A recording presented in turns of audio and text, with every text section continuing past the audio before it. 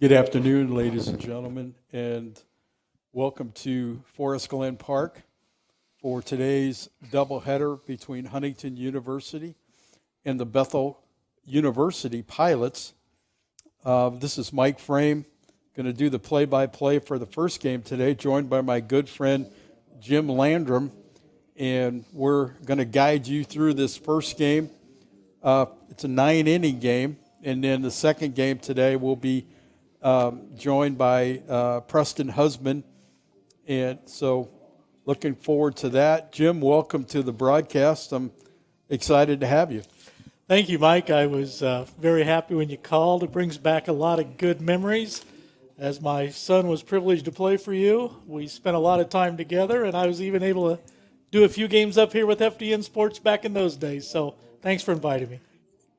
Jim's son, Caleb, graduated in 2019, right? Correct. Yeah, and had a good career here, was just a quality reliever for us. Anytime as a head coach you can have somebody in the bullpen that you can count on to come in and throw strikes and make quality pitches, you always look forward to that. And Caleb was certainly one of those people, was one of the mainstays on the staff that in 2017 when we went down to Faulkner and in the opening round of the national tournament. So looking forward to things today.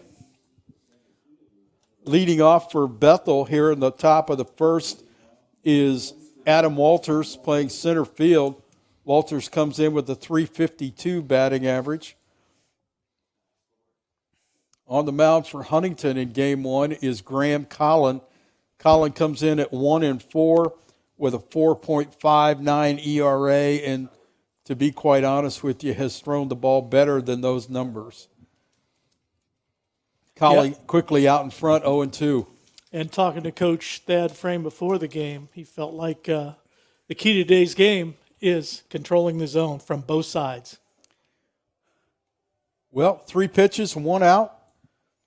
So Graham Collin registers his first strikeout of the day. And that'll bring up Elijah Gaines, the Pilot's second baseman, hitting .288 on the season.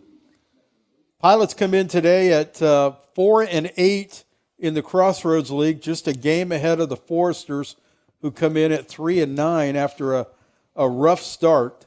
Huntington started out 2-2 against Indiana Wesleyan, but then dropped 4 straight to Taylor and 3 out of 4 to Marion last weekend.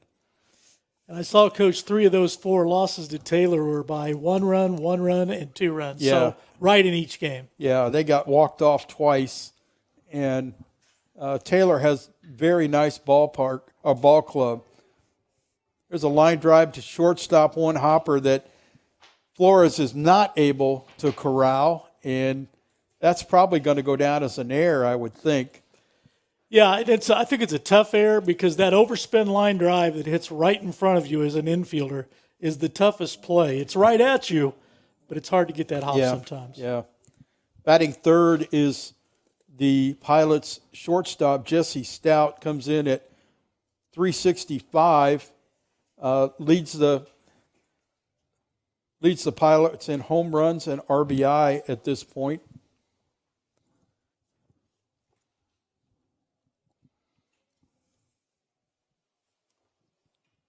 First pitch swung on and fouled down the right field line. The sun is out here at Forest Glen. It's a nice day. Little breezy. I see a lot of people walking down with blankets and those kind of things. So I would think before the night's over, it might get a little nippy. Kind of nice being up here in the press box, right, Coach? We are not going to complain about it. So count goes to 2-1, maybe 1-1. 1-1 pitch is high. Slayball throws to first, and Gaines is back safely. As I mentioned earlier, Thad wanted the pitchers to control the zone, and so far, Colin started with the first pitch strike, which, as we all know, is the best pitch in baseball. Yep, absolutely. Absolutely. Next pitch is high, and the count goes to 3-1.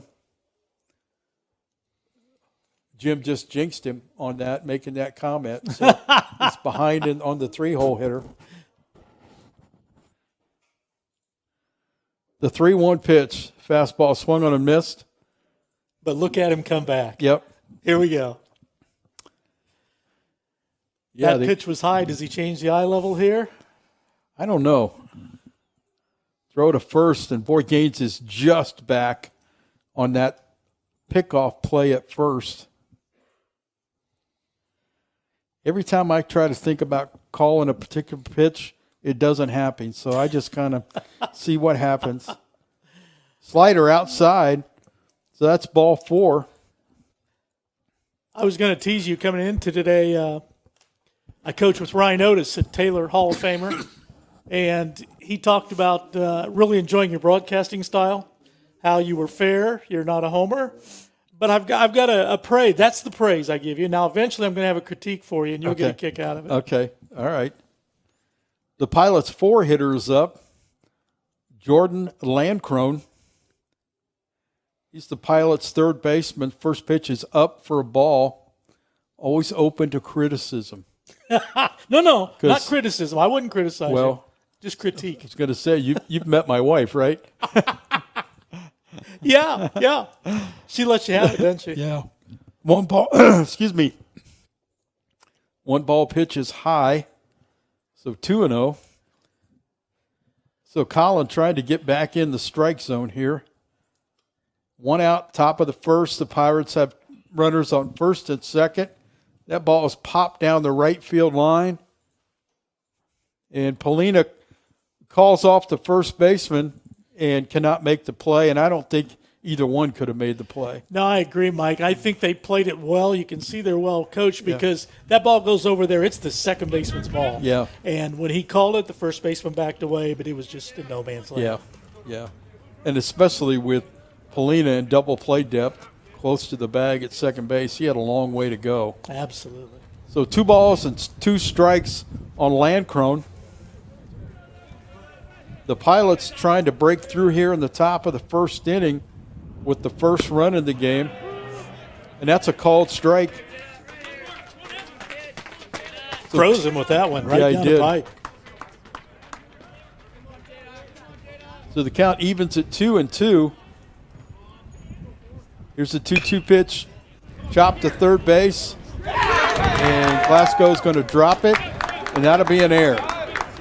Wow, that's the classic situation where I think he just looked to make the throw before he had it. Because it was an easy play. So that'll be the second error of the inning for the Foresters. And that'll bring up Corbin Greenslade. The Pilots catcher comes in at hitting .299. So there's a Pilot on every base here with 1 out in the top of the first inning.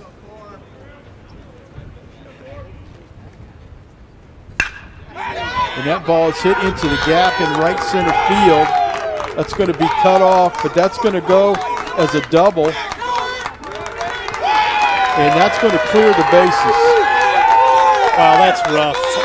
Colin has really thrown better than the result so far. He's gotten very little help, and that's just a tough start to this game. Well, it's not the start that Huntington's looking for, especially after scuffling last weekend and having some issues on the mound with being able to throw strikes. As you said, Graham has made some good pitches, should be back in the dugout right now. Absolutely, I would agree. So 1 out, runner at second base. And that brings up the DH, Dylan Cook. Cook comes in hitting .375, bats from the left side.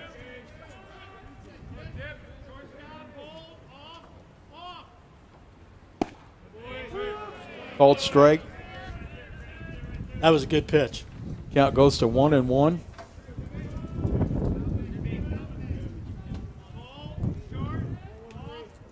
Colin comes set. The 1-1 pitch. Swung on and fouled over the third base dugout. Well, the other thing that this does in a 9-inning game, it's one less inning that Colin can probably throw because he's had to throw extra pitches in this first inning. Yeah, those 2 errors cost him a lot of pitches. Yep. It's early. I get that, but certainly not the way that Huntington wanted to start here. Well, especially with your number one on the mound in a 4-game series, it's. I know at this level, pitching is always key, right? Yep. So the 2-strike pitch, he swung on and missed. So that's the second out of the inning. Collins just threw a fastball right by him. Yeah, absolutely. Up and in. You go to the Hall of Fame, you throw them all right there. Yep. So 2 outs. Next up for the Pilots is their first baseman, number 21, Angel Cologne. That brings up the first baseman, Angel Cologne. Cologne comes in hitting 1,000 on the season, but that's only with 1 at-bat. So, Coach, you've mentioned the two errors in the inning, and those have caused all 3 runs to be unearned. Yep. There's a line drive into right center field. That's going to be off the fence. Pilots will score another run. A sliding double at second base for Cologne, and that makes the score 4-0. Really tough play for the right fielder there. He had no chance to get back there, and that ball must have sliced 15 yards. The right fielder, number 8. Yeah, that ball was over his head right off the bat.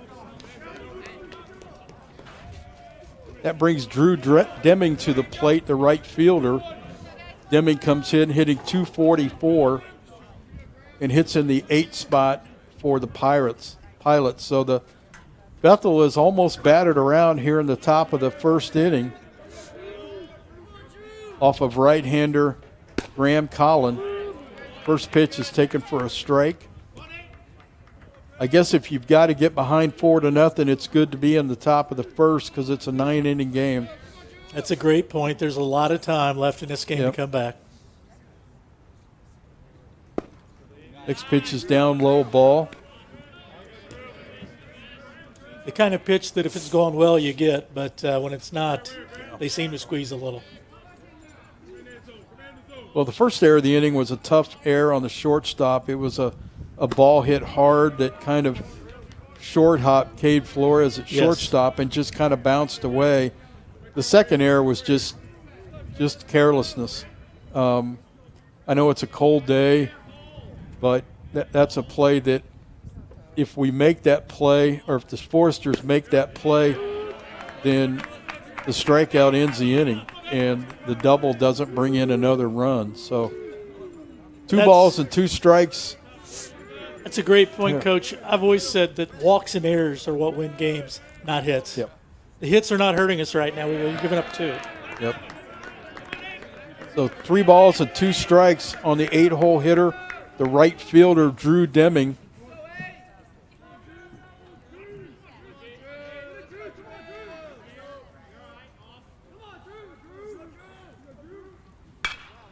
Foul ball swung on, fouled over the first base dugout. Nice job by the hitter to spoil that one.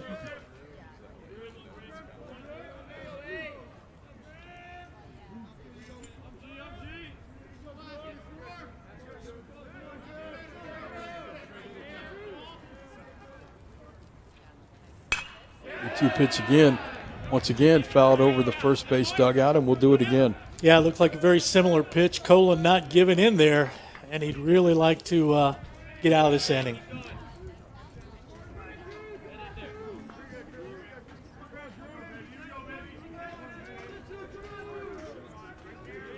Colin comes set. 3-2 pitch again. There's a fly ball hit into right field. Second baseman Paco Polina goes out in front of the right fielder Thompson and makes the play to end the inning. But Bethel comes up with 4 runs as they send 8 hitters to the plate in the top of the first inning. So it's Bethel 4, Huntington coming to bat. It was a nice play by the second baseman right there. That's not an easy play. The right fielder had no chance. So to go back and to play it very solidly, you've got some sun up there, although it's not a high sky, but not the easiest play. Yeah, and boy, a right fielder that can go back and make that play in front of the right fielder or down the right field line is invaluable. It's a difficult play. It's a play that you have to read right off the bat. And, the best I think I ever saw here, I mentioned this on the last broadcast, was a guy that played with Dad for 7 years, 4 years here and three years in travel ball, was Austin Cass. And Austin's dad, Denny, was an assistant coach here for 6 or 7 years. And Austin just had the ability to read that ball right off the bat and make a lot of running catches down the right field line. And what it did is allowed you to play your right fielder a little deeper, because you knew that Austin was going to be able to, make those plays over the first baseman's head and in front of the right fielder. Yeah, Coach, I think both of those triangles down the lines, typically you can tell immediately whether they're going to make the play or not. Yeah. Because if you got three guys kind of tiptoeing, you're in trouble. Yep. But when you have a guy like Cass, in the majors, a guy, Derek Jeter, was unbelievable to those plays. When you have one guy take over and just take charge immediately, you're going to make the play. I wondered how many innings we were going to be into this before you were going to talk about a Yankee. But so not too bad. Got him in right away. Yeah, I got to get there early. I almost wore my Yankee hat, but I remember back when Caleb played for you, one day I walked in with my Forrester green and my Yankee hat, and you were not happy. Yeah, I remember that. So leading off here in the bottom of the first is right fielder Declan Thompson. Thompson is a freshman. Comes in today hitting .233.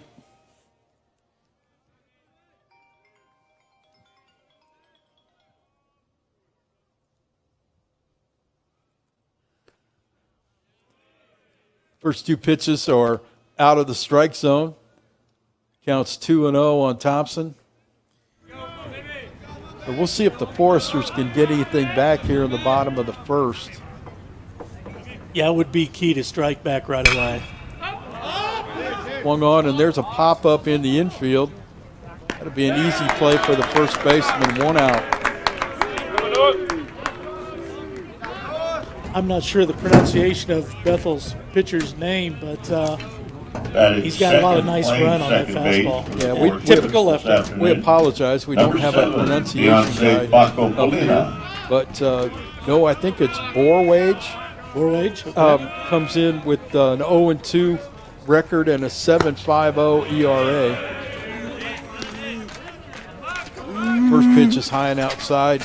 The right-handed hitting Paco Polina. Paco comes in hitting .348 on the season. Next pitch, fastball on the outside corner for a called strike. With an ERA as high as Borwage has, I'm going to guess he's that typical young lefty who's got some good stuff, but maybe not all the command he needs.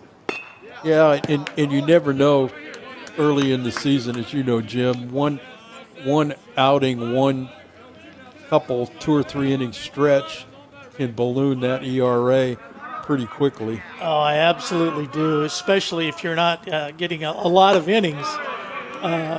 You may not know this, Coach. You wouldn't go as hard as I would, but in Caleb's college career, if you took 4 innings out of his college career, his ERA drops about 3 points. Well, yeah, that does not surprise me.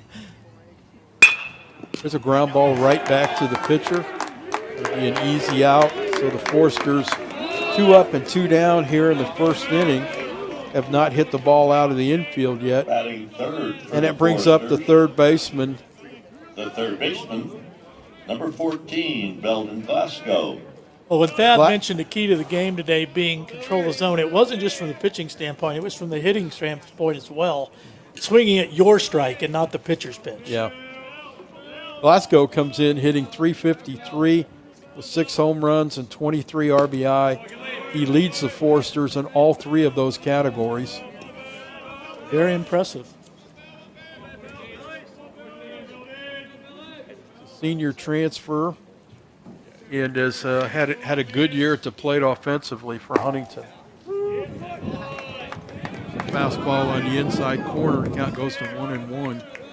Glasgow's going to agree with that one. He thought that was a little tight, I believe. Could be.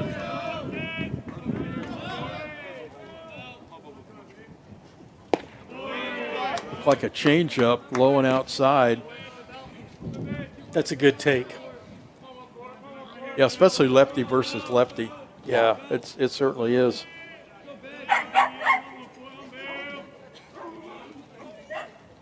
It's a fastball in the outside corner. He just painted that one. Yeah. 2 balls and 2 strikes on Glasco. Glasco reaches. Cam Clarkson, the DH, will be up. 2-strike pitch. Grounded foul at first base. Kind of reminds me a little bit of another guy that played for you, Leakey. Oh, yeah. Daniel. Left-hander? Yeah, Daniel. Very good player. Yep. Ball swung on and fouled straight up. Catcher have a play? Yes, he does. Wow. Makes a play in front of the netting. That's a nice play. So the Foresters 3 up and 3 down here in the bottom of the first inning without a ball leaving the infield. So after 1, Bethel is up 4-0 as the Foresters go back out and take the field. That's tough play. You know, some catchers just have the knack of making that play, and other people struggled with it. You know, one of the catchers that we had here that I thought should have been a draft, Mike Crowley. Oh, yeah. Struggled with that play. Just, I don't know whether it's a depth perception thing or what, but and we worked on it an awful lot. He just never was able to be comfortable. So, you know, we would tell Lichty and Beecham, hey, get down the line. If you can make that play, make it. Yeah, absolutely. Yeah, get him off of it if you can. And you're right about Mike Crowley. I remember when you had recruited Caleb and I knew he was coming here, I started coming to games the year before. And I remember coming to you after the game saying, where did you get him? Yeah. He was a good one. Yeah.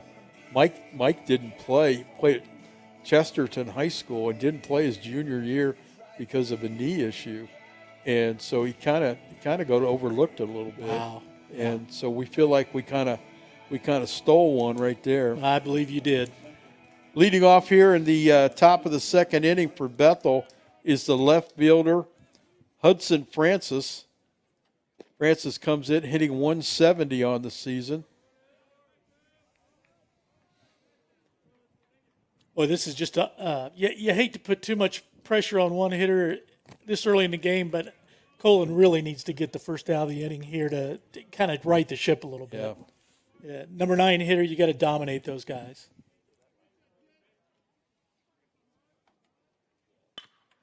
There's a ground ball up the middle to second base, fielded by Polina over to first base, and that's the first out here in the top of the second inning. Watching the ball go out there so smoothly on the turf, Coach, that's a change since I've been around. And how do you think the turf has either added or subtracted to the game? Well, I'm a traditionalist. I like the grass and Amen. the dirt, but I also like to play. And I like to play more than I like the grass and the dirt. Yeah, no, I agree with you 100%. In this kind of weather, this part of the country is spring sport. Yeah. You need it. But, boy, if I had my preferences, I still love that grass. Yeah, yeah. Now, as a former infielder, I love the turf. Yeah. Colin 1-1 the count on leadoff hitter Adam Walters. Walters struck out to lead off the game in the first inning. Good pitch. There's a ball down and away called strike 2. 1-2 the count on Walters. The wind and the 1-2 swung on and missed.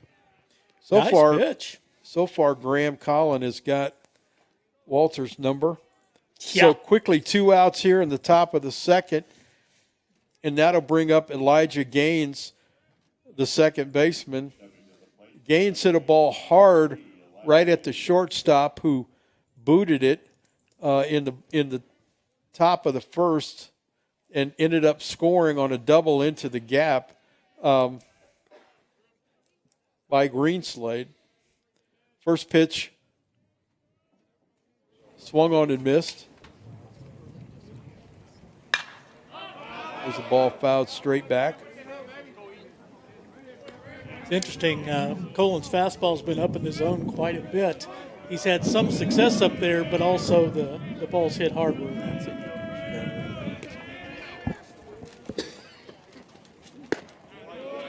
Fastball up and in. A little too high.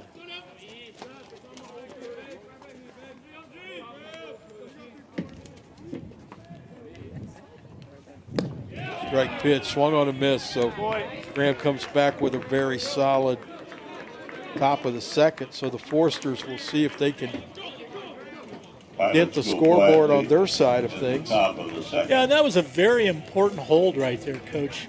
If you're down 4-0 this early, it's important to not let them tackle on during the game. Yeah. Give yourself a chance.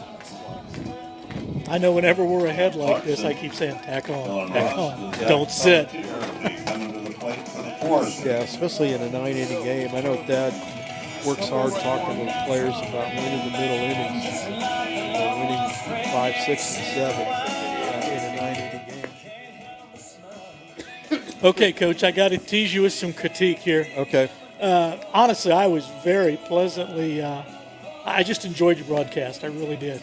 And I'm poking a little fun at myself here, but after years of doing this type of thing, I learned a little trick that I'm going to share with you. Okay. The other day, you made a prediction on a play that it didn't happen, and you immediately recognized that and said, "Well, what do I know?" And then later, you made a prediction that did happen, and you really didn't take credit for it. See, here's the secret to good announcing: you make these predictions, act like an expert, and then when they happen, you bring them up. You recognize it. But when they don't, go on to the next subject. Nobody remembers you even said it. Just let them go. Just kidding. Well, I think at one of the first broadcasts of the year, I'm up here, was against Indiana Wesleyan, and I said something about Glasco didn't seem to be getting his hand started, and the next pitch he hit a ball over the trees in right field.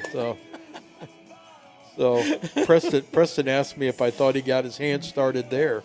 And Yeah. So here, bottom of the first inning, Cam Clarkson leads off for the Forsters. Cam comes in hitting .250. He's the DH today. Lefty versus lefty here in the bottom of the second. The Forsters down 4-0. First pitch taken for strike one. Forsters gave up 4 in the top of the first.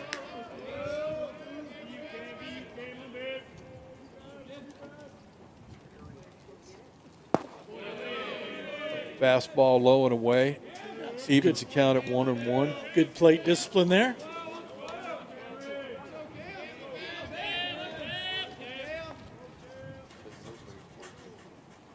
The 1-1 pitch to Clarkson. It's a fastball taken on the outside corner. Yeah, he's made some good pitches right, painting the outside corner.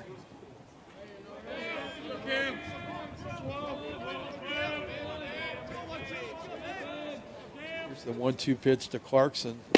On a miss. The good pitch right there. Had him a little bit off balance.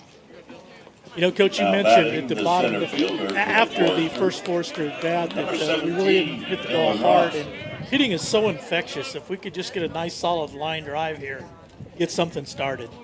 Yeah, and one thing that you really want out of Cam, I know Dad tells him this, hey, I just need 3 swings from you, and I'll take whatever happens. And that time he took 2 pitches for called strikes, and he had 1 swing. And he's such a dangerous hitter that if he can take 3 swings, you'll take what happens. Well, especially with the short porch in right field, I'm sure that's no real stretch for him. That brings up center fielder Dylan Rost. Comes in hitting .273.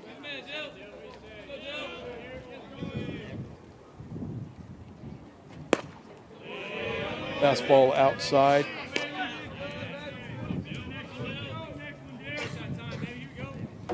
Makes the count to 2-1.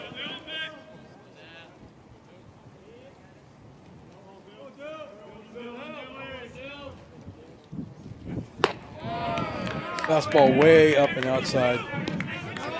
Or as Bob Uecker would say, just a bit outside. It's a pitch that my good friend Brian Abbott would say it's just a non-competitive pitch.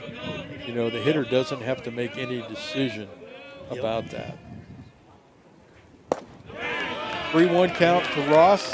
He takes down for a ball, and that's the Foresters' first base runner, a one-out walk here in the bottom of the second inning. Now batting That'll bring for up the first Foresters, baseman Zach their first Pelletier. baseman, number 29, Zach comes in Pelletier. hitting 189 on the season. Struggled with a foot injury early in the year and just continuing to try to get healthy from that standpoint. There's a throw to first base. Rost is back. Zach fouled a ball off his front foot down in Alabama against Olivet Nazarene, and it really bothered him for a little while. Oh, man. Tough breaking ball that barely missed. Mentioning good Olivet pitch. Nazarene, Coach, one of your proteges is the coach there now, as you all know. Yeah, Colton Punches. Yeah. It was good to see Colton when we were down there. He's got a good offensive team. His catcher is as good an offensive player as I've seen at the college level. Really? He's very, very good. Now, that's quite a compliment coming from you. You've had a few years at it. You know, he in a doubleheader in the first day, he hit.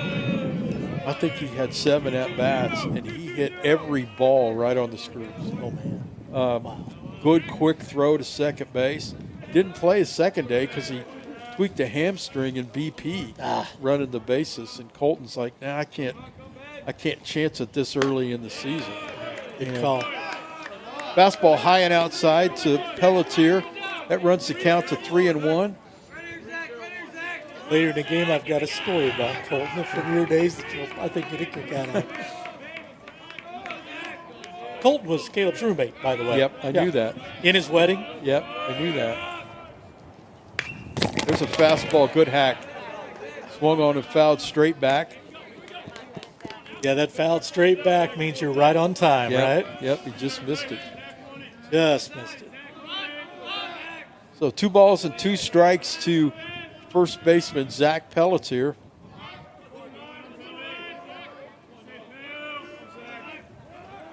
Throw to first base. Rost is running. Oh, what a move. Beats the throw to second base, so that'll be a stolen base for Dylan Rost.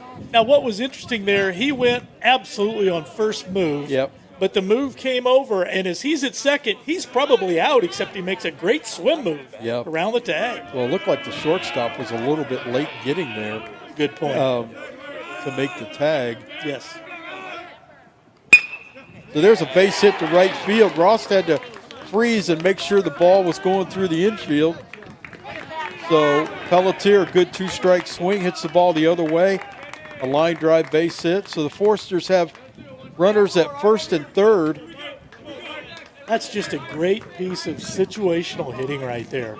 As you mentioned, going the other way in the gap. And someone who doesn't understand the game says, well, why didn't the guy score? And you called it, Coach. That was great base running because he's got to make sure that's through. Especially down 4 runs. Yeah. Yeah. If you're up 4 runs, maybe. But still, it's a good baseball move to freeze, make sure it goes through. First pitch to Michael Slayball is a strike on the inside part of the plate. Michael comes in hitting .077. Michael's an ultra-talented young man who's going to be a great player at this level. He's got great defensive skills. And so he's, just kind of learning how to play the game.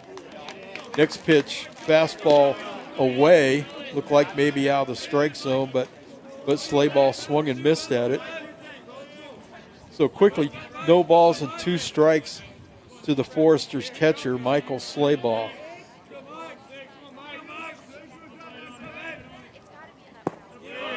Like fastball down.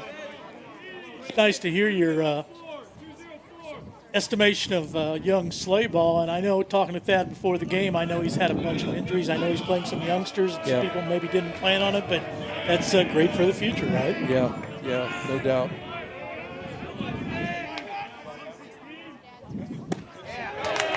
Play ball swung on and missed.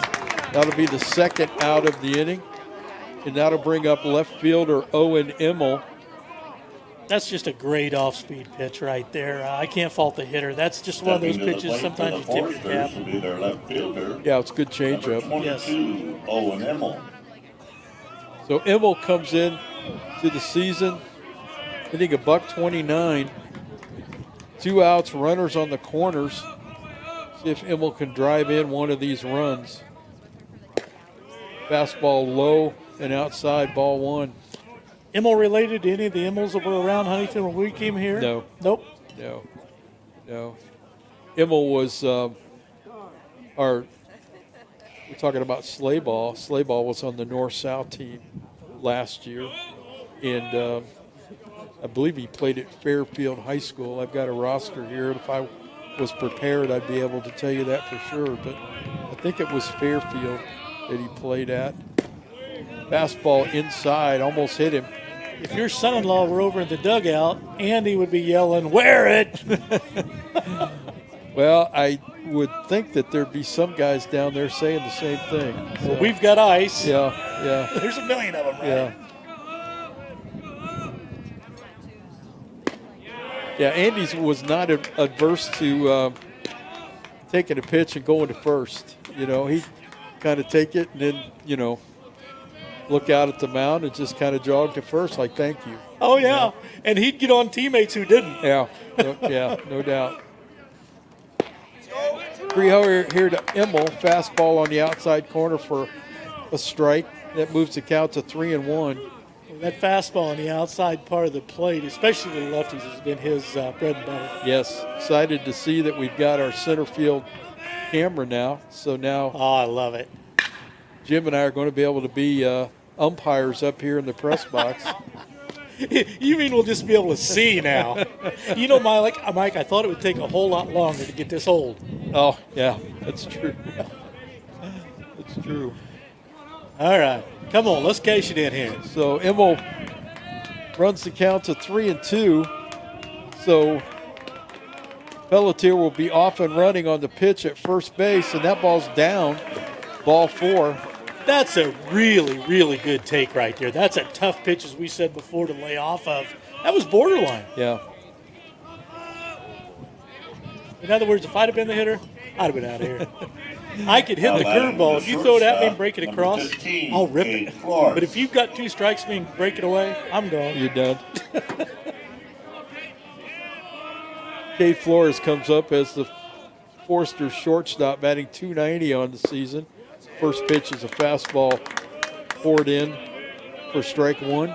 Bases are loaded here. What a big point in this game. And, I like taking a pitch, Mike, but, boy, right there in this situation, I'd almost like seeing him take a hack at that one. Well, especially when you're the 9 hitter, because that guy's he's going to throw you a fastball to try to get ahead of you, and it's a perfect opportunity to jump on that and see if you can get the barrel on it. And I agree with you 100%. And then the second pitch there, wow, I'd love to have got an elbow on that one. Yeah.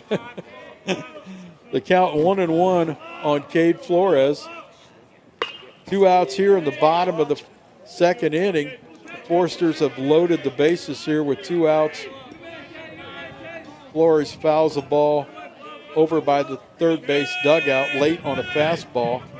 So we'll see if he can make an adjustment here to put the ball in play. Got great speed, trying to put the ball in play and make Bethel make a play on him on a ground ball. That was a nice protecting swing right there. That's a breaking ball that it is certainly strike 3 if he doesn't get a piece. So Nice job of spoiling a good pitch, and let's hope he gets one he can handle here. Like that he's off the knob here, just trying to be able to control the barrel a little bit more. Good eye. This is a good at-bat right here. Looked like a fastball down, evens the count at 2-2.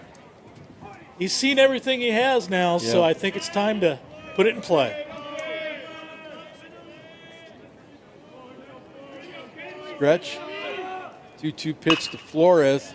The ball's hit on the line, down left field line, foul. You know, Mike, I'm impressed with the hitter right now. That's a nice job of going the other way.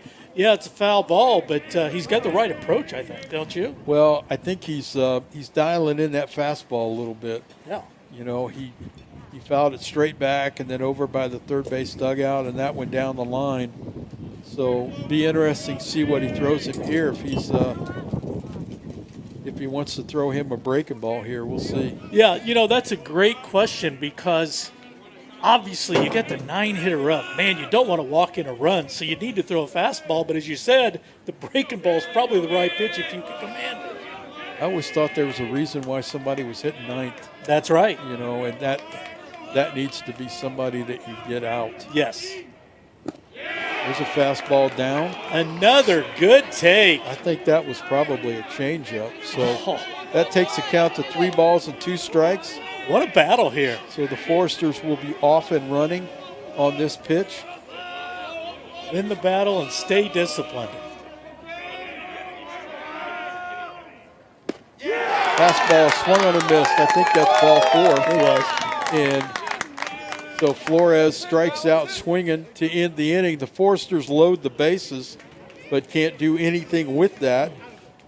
And after 2 innings, Foresters still find themselves down 4-0. Graham Collin takes the mound for his 3rd inning of work, and see if he can hold them right there.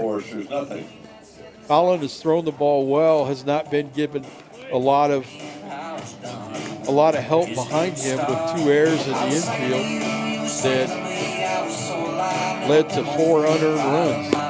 Yeah, without the 2 errors, the first inning there were no runs, and who knows what would have happened after that. So, let's give Flores credit for a really good at bat there. As you said, I think he expanded the zone a little too much on that pitch.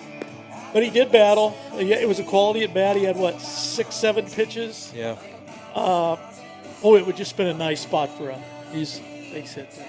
He struggled at times. He's taken a 2-strike pitch. He's taken it for strike 3, and so that may be in the back of his mind that I've got to put the ball in play here. I've got to put a swing on this.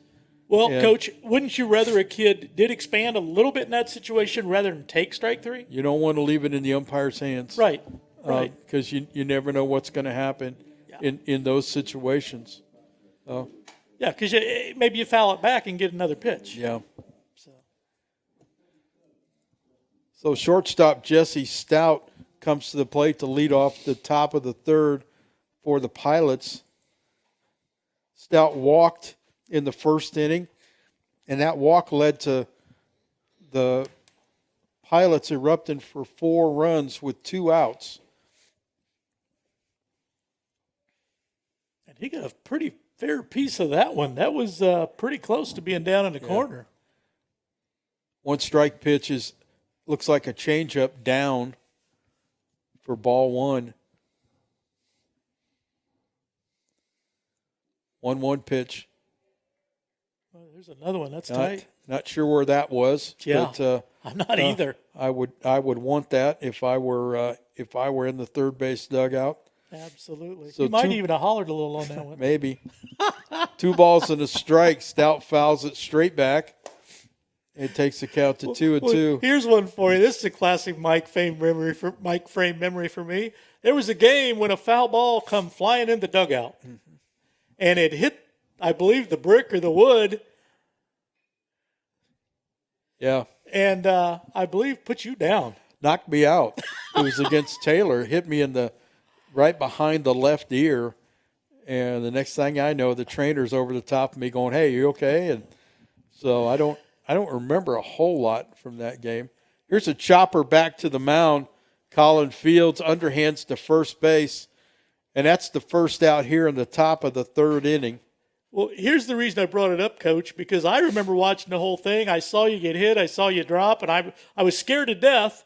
But then when you came back up, I know you said later you don't remember much in the game, but I remember you marching out on the field and getting in an umpire's face during the game after that. See, you're gonna start telling some of these stories that That's a dribbler out in front of the plate. Slayball makes a nice play on. Quickly, 2 outs here in the top of the 3rd inning. That's definitely a nice play by Slayball there. Yeah. He just lived up to your billing for him.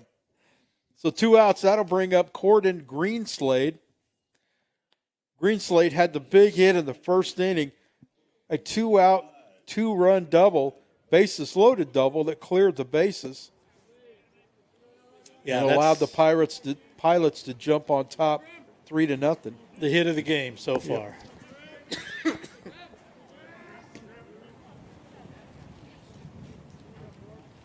First pitch is taken for a ball. Next pitch. That's a good two-seamer inside. Oh, yeah. Boy, that two-seam fastball coming in on the hands. Great pitch. 1 ball, 1 strike to Greenslade. Breaking ball down. Good mix, though. Ramp's throwing the ball well. Yes. Fastball away. That runs the count to 3-1. Want to get something started here with a 2-out walk. No. 3-1 pitch. Fastball. Beautiful pitch. Fastball on the outside corner. He's obviously proven to be a dangerous hitter, but as you said, with 2 outs, nobody on, it's time to go after him, right? 3-2 pitch. Here's a ground ball to second base. Good job by Graham. Throws to first base. Paco does. And that ends the top of the 3rd. So once again, the Pilots go out in order. And it's time for the Foresters to get some runs on the board as they trail 4-0 going to the bottom of the 3rd. Yes, it is. Colin doing a really nice job now of settling in and holding. They call it a hold these days. But of holding them where they're at, and that gives his team a chance. As last inning, we were just a base hit away from cutting this lead in half. So I'm gonna correct you on something. Uh-oh. It's Colin, not Colin. Oh, thank you. Well, I don't want Mom and Dad calling me and yelling at me. So I apologize, Mom and Dad. It's Colin. He's got a great family, and they've become good friends here over the years. I coached him his first year. That was my last year of coaching when we went to Arizona, and both he and Pappenbrock and the young man that's going to start game 2 today, Grant Simmons, they all played on Shea Beecham's summer team. Nice. So we, between me and Thad and Hunter Loskamp, we followed that team around all summer and got what we think are 3 really good players. And, Graham, of course, his sophomore year was the Cross the Roads League Pitcher of the Year. Oh, wow. And had a good season last year. We just had so many blown saves, or blown lead situations late in the game, and several of those were games that Graham threw. And so, but he's a quality guy. Leading off here for the Foresters in the bottom of the 3rd is right fielder Declan Thompson. Top of the order, time to get things going. First pitch, fastball up high.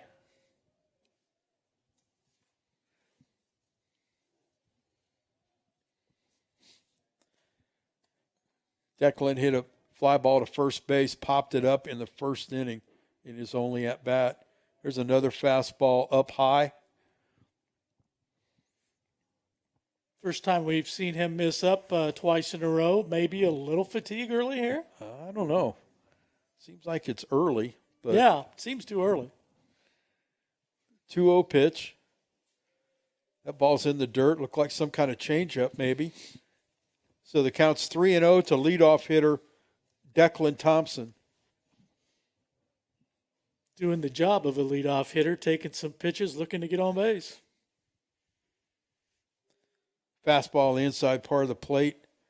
Strike one. Count goes to 3-1.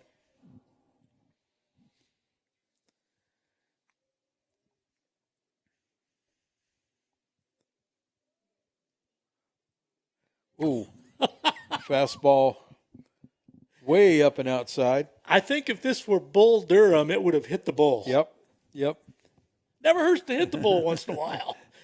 So Thompson leads off the bottom of the third with a 5-pitch walk, and that'll bring up Paco Polina, the Foresters' second baseman. Paco hit a ground ball right back to the mound in the first inning.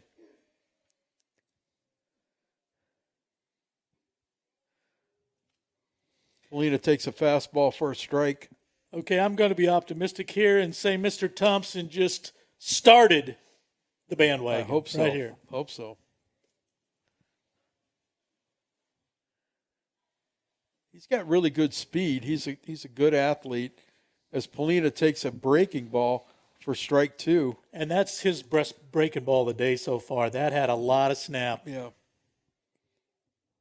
Spin rate was high.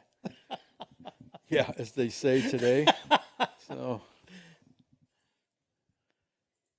0-2 pitch. Oh, Lined just foul at third base. nice shot, about 2 feet foul. Looks to me like we're getting closer here. Count stays at 0-2 on Polina, looking to try to reach in front of Glasco and Clarkson. Good lead by Thompson at first. Fastball low and away.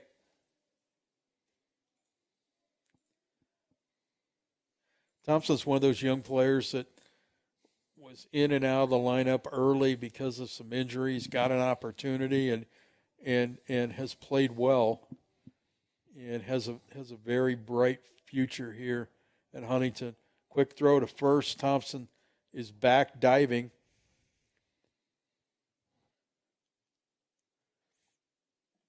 Be a good spot for Paulina to raise that 348 average. It would be, yes. 2-strike pitch. There it is. That's hit a hole into the left field for a base hit. So the Foresters have something going here in the bottom of the third. The first two batters reach.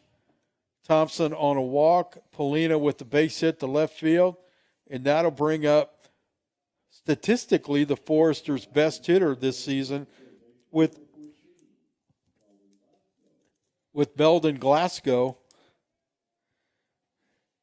Well, that was a good at bat by Paulina. He got behind early. He laid off a waste pitch and just served a nice soft line drive into left field. First pitch inside. Glasgow hit a pop-up by the first base dugout in the first inning that the Pilots catcher made a really, really nice play on. A tough play in front of the screen with the dugout coming down on him or getting close to him, and so made a really nice play. I'll bet there haven't been too many catches made in that area, have there been, by catchers? No. Next pitch taken for a called strike. The count goes to 1-1. You know, obviously not a lot of foul territory here. So, you know, a lot of times those balls skip over the net or land in the bleachers.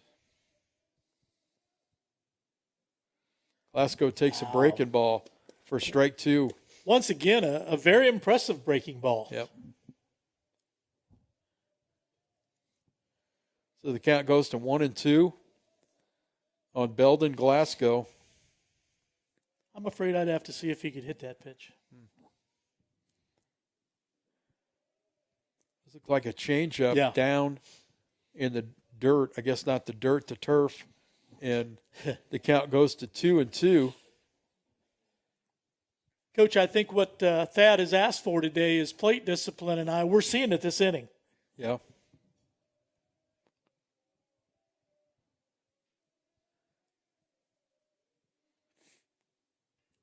Two pitch fought off he did come back to that pitch that I thought he would throw, and what a nice job of the hitter fighting that out. There wasn't much he could do with that pitch. Yeah, that's a breaking ball inside, and he hit it off his hands Yeah. over ground ball in front of the third base dugout. Let's hope they give in and throw him a fastball here. I want to see a challenge. There it is, and he foul tips it. Oh, I thought that was strike I three. did too. I didn't see it rolling away. So Nice job So- to hang in there. he lives for another pitch here. Glasgow trying to produce the Foresters' first run of the game with runners at first and second. Nobody out here in the bottom of the third. 2-2 pitch. Runners Oh. going. That ball hits him. So Thad being aggressive, starting the runners, 2 balls and 2 strikes. And Glasgow is hit by the pitch. I apologize. I've got what a lot of people refer to as the 100-day cough. So I apologize for that. You hear me? Yeah. I felt like I lost you. Okay. So that brings up Cam Clarkson here. Nobody out. Bases loaded. Bottom of the third. The Foresters down 4-0. First pitch is lined into the net over by the third base dugout. Coach, as you've seen over the years, a lot of pitchers are a lot better winding up than out of the stretch. And if you look at how much he struggled in the second inning after we had a runner on, he's doing the same thing here in the third. He may not be quite as good out of the stretch. You know, that's one thing that Tom Seaver used to talk about, that there's a fastball low and away for a strike, so the count goes to 2-2 or 0-2 to Clarkson. Tom Seaver used to talk about the times that a pitcher was vulnerable. The first time he faces adversity, the first time he's in the stretch, and the third time through the order. He thought those were times that, Wow. you know, a pitcher was vulnerable. That's real pitching wisdom. Wow. That ball's up and in and hits Clarkson. So back-to-back hit by pitches here in the bottom of the third inning has produced the Foresters' first run of the game. So Clarkson goes to first. Paco Polina goes to third. Glasgow is at second base, and that'll bring up center fielder Dylan Ross as the Pilots pitching coach goes to the mound to have a little discussion. Coach, you mentioned our good friend and pitching coach, Brian Abbott, who was with you for years. And Brian was a true mentor to my son. He started with him in junior high. He was his high school coach. He was here at Huntington with you as his pitching coach. And one of the things that Brian taught Caleb, when you talk about mechanics out of the stretch or out of the windup, one of the reasons I think Caleb was a good reliever for you was he was as good or better out of the stretch than he was from the windup, because what Brian taught him was to get to the same place, whether you're in the windup or whether you're in the stretch. So he said there was no difference to him whatsoever. But a lot of pitchers, as you said, it's different. Well, you know, pitchers are taught to throw all 3 pitches from the same arm slot because hitters don't swing at the ball, they swing at your arm slot. And that's one of the things that made Caleb very effective, is that the fastball and the changeup came from the same arm slot. And so he developed a very good changeup, and it served him well. He's not going to stand on the mound and throw it by you. No. But a good changeup is going to – there's a ball that gets away from the catcher. Polina scores from third base, and the Foresters are down 4-2. And that'll move Glasgow to third and Clarkson to first. But a good changeup lengthens your fastball, because if you're sitting, it just makes your fastball harder to get the barrel to. Mm-hmm. And you may not square it up, but you may hit a fly ball somewhere. Yeah. And so it's a very effective pitch. Here's Rost. Well, the other thing you mentioned, and Coach Abbott was so good at calling the game backwards for him. Yeah. Where you're got 2-0 counts, Coach Abbott would call his changeup. And he knew he'd get it across, where a lot of guys are going to throw you a fastball there. Yeah, the other team would swing over the top of it. Exactly. 2-0 on the count here on Dylan Ross. Here's our hard ground ball to shortstop. Throw to first out of the inning, but that drives in Glasco for the third run of the inning. Yeah, that's an important way to move the ball right there. Yeah. Normally, we don't want to see a guy roll over and hit a ball to shortstop, but in that situation, perfect situation. Yeah, Drive it in. Yeah, ideally, you'd love to have him hit the ball to second base because you can score a run and move the guy from second to third. But drove in a run. Foresters are down only 1 run now. That brings up Zach Pelletier, who squares the bunt for a hit and takes a fastball on the outside corner. Pelletier's first time up had a base hit to right field.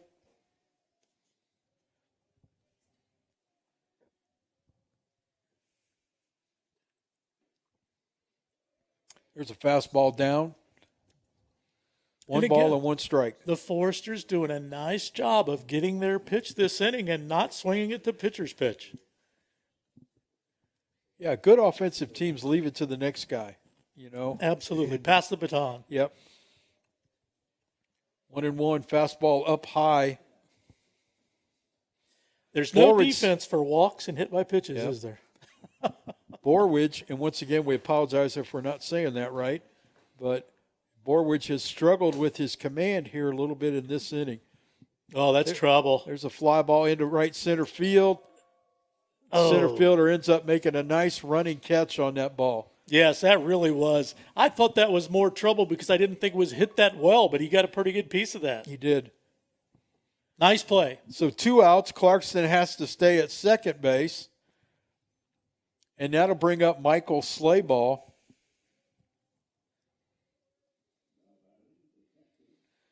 Michael struck out his first time up. See if he can put the ball in play here. Really good athlete, runs really well. It's a fastball outside. Well, everything in the inning that's happened so far obviously has been great for the Foresters, but, Coach, you know as well as I do, 2 out base hits to score runs are real daggers. Well, they're demoralizing to the other team. Yes. Because you think that you're on the verge of ending the inning, and swung on a miss by Michael. The count goes to 1-1. I don't know that there's anybody that works harder than Slayball does. Nice. Especially offensively, behind the plate. That's what I just believe he's going to be one of the better catchers to ever play here. That's really exciting because, again, we've already talked about Crowley. How about Russ Isaacs? Yeah. What other guys, Coach, you've had over the years? Well, we had Trevor Aders was a good catcher. Hunter Loskamp was a quality catcher. Yes, that's right.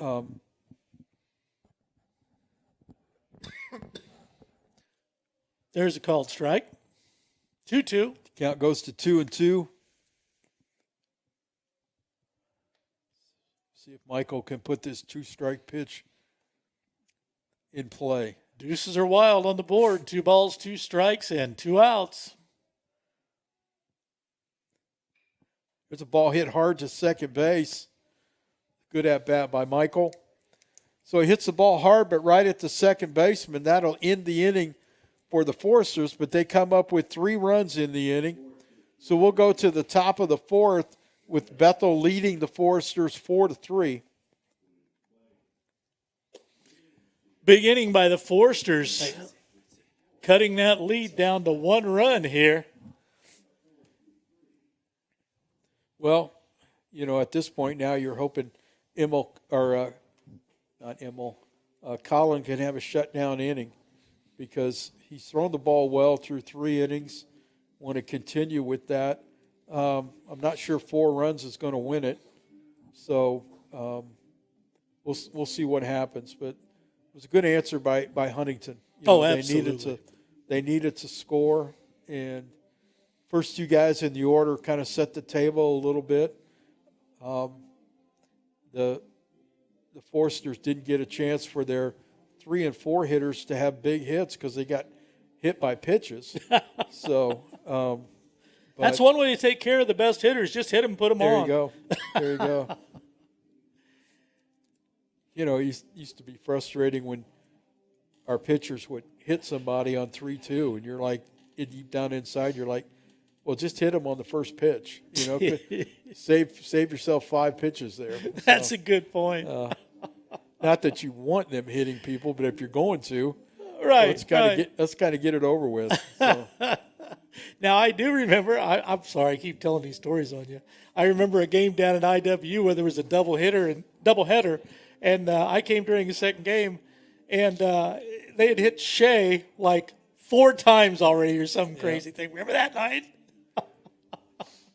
You were not pleased that night. No, I wasn't happy. No. And so I don't know whether I should tell this story, but yeah, I don't know. So DH Dylan Cook leads off for the Pilots here in the top of the 4th. Cook struck out his first time up. That was a good fastball away, and Cook did not get around on it. There's a fastball in. Makes Cook move his feet a little bit. Count goes to 1-1. I'm like you, Coach. I don't like hitting batters, but I don't mind moving them out of the box a little bit. Yeah.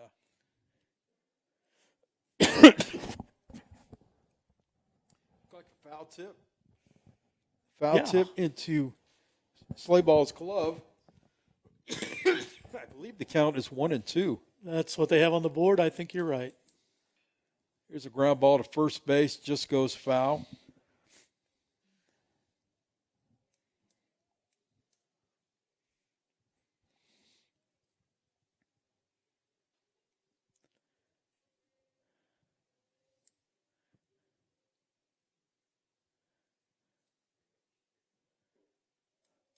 One-two pitch. That ball's high. Evens the count at 2-2.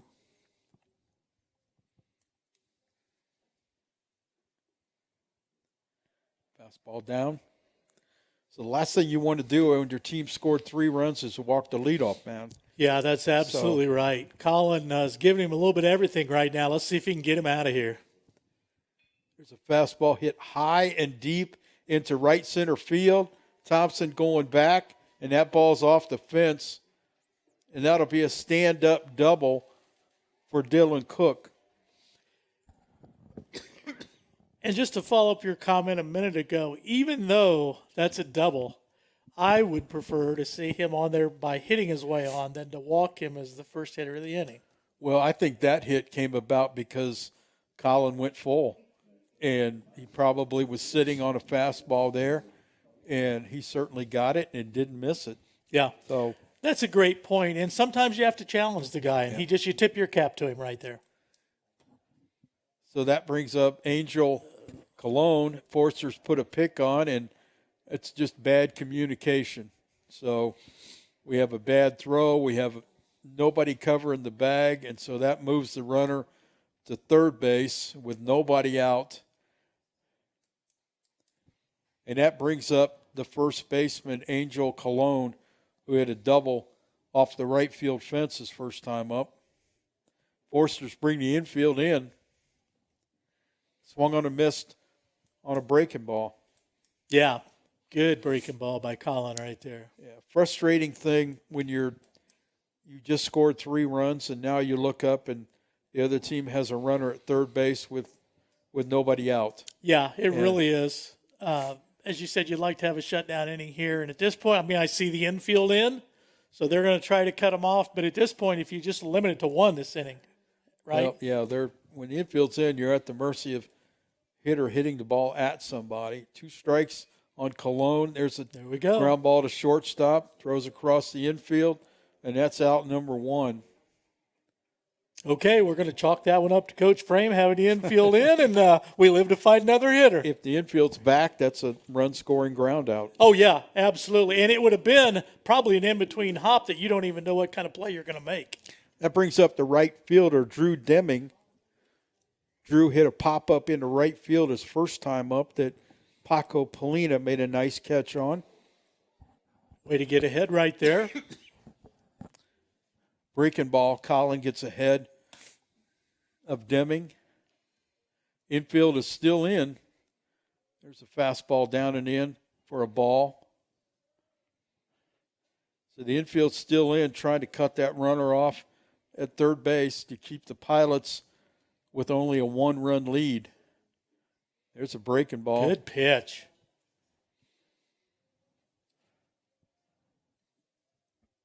So the count goes to 1-2.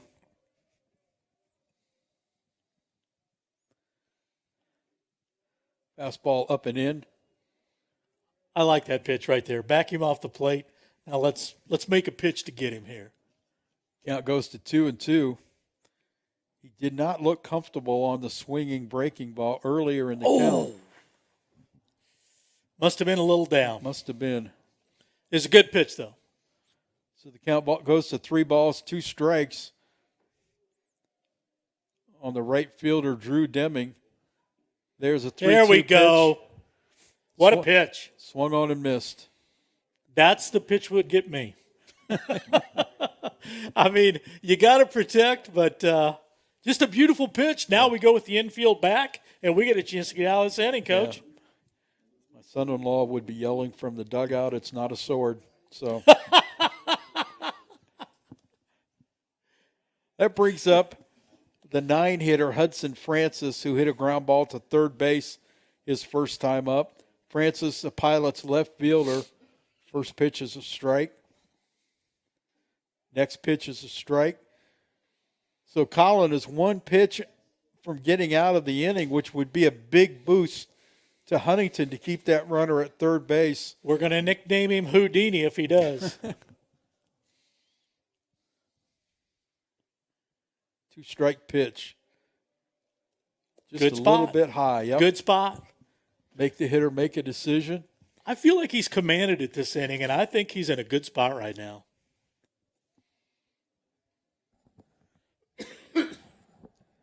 So the 1-2 pitch to Francis. Good Swung on a pitch. miss. Fastball up, and that's a big boost for the Foresters after scoring 3 runs in the bottom of the third. The Pilots get runner at third base with nobody out on a double and a botched pickoff move at second base, and Colin shuts the door, gets a ground ball to a chopper to shortstop that they get an out on, and he strikes out the 8 and 9 hitters. So we'll see if Huntington can build on that going to the bottom of the fourth here. Pilots still up 4-3, but if there is such a thing as momentum in the game of baseball, it's in the third base dugout right now. Oh, I would absolutely agree, and I firmly believe there's such a thing as momentum. And you just saw right there in the form of a letter-high fastball. Yeah. You were talking about that play where Shea Beecham got hit 4 times at Indiana. Yes, Wesleyan. yes.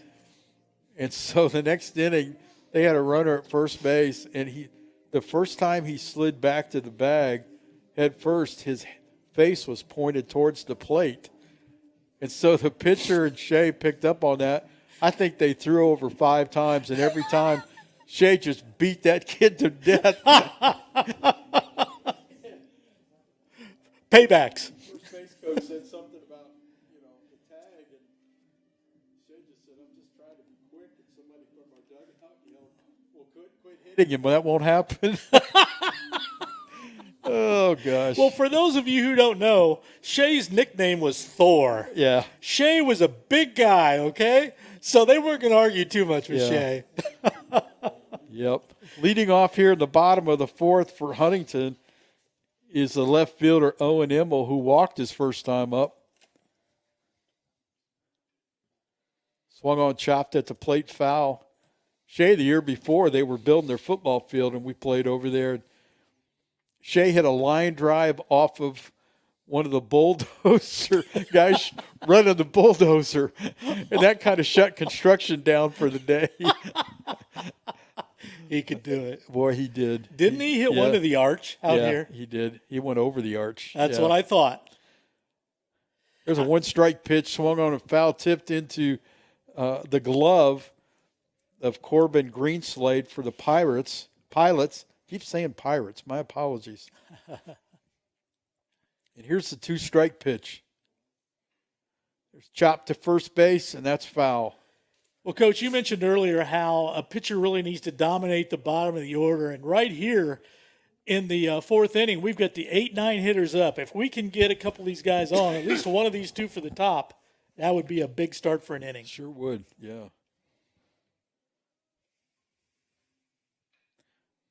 There's a line drive right at the first baseman. Kind of started to misplay that ball, started to jump and didn't really need to, but he ended up making the play. So first out of the inning is a line drive to first base.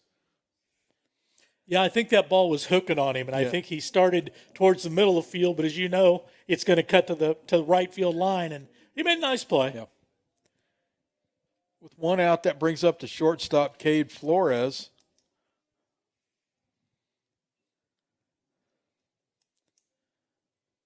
Cade tried to bunt the ball to the first base side.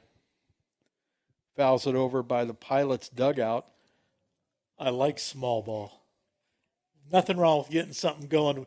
Looks to me like he can run. Yeah, he can definitely run. So the key thing here is the left-hander on the mound falling off to the left third base side. If you can get that ball bunted hard to the second baseman, you've got a shot. Yep. There's a ground ball to second base.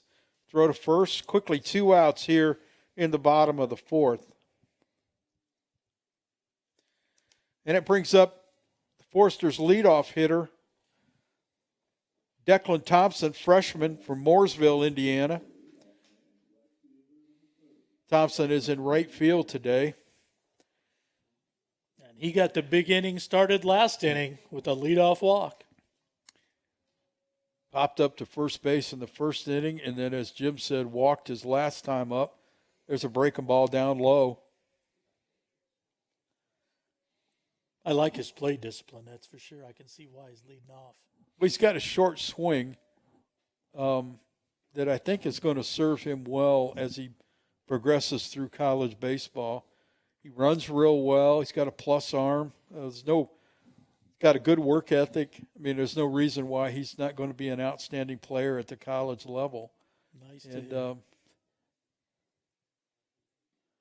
there's a fastball inside, ball 3.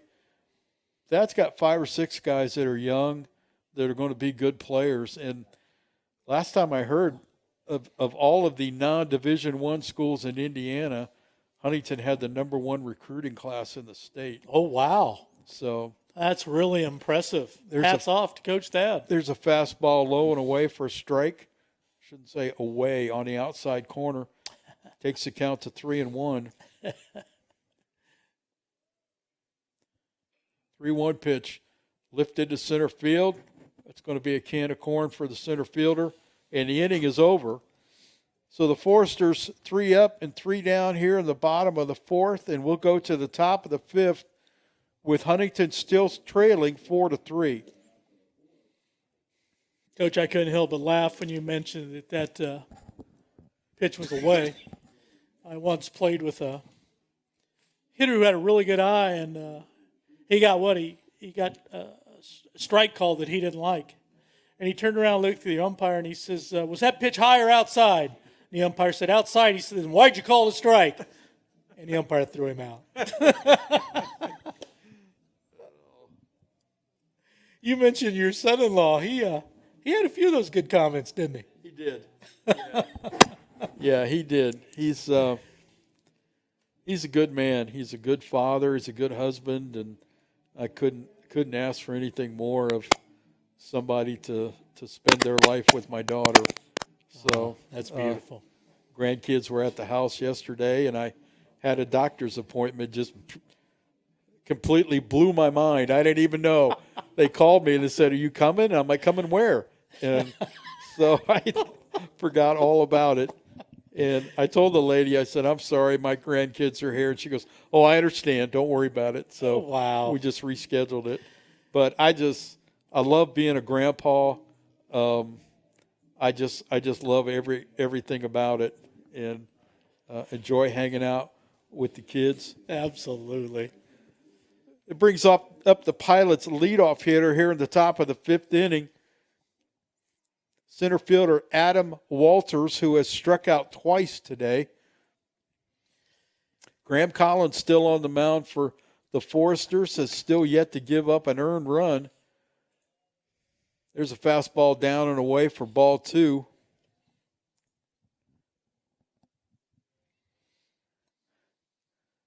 The wind and the 2-0 pitch. Fastball up high, 3-0.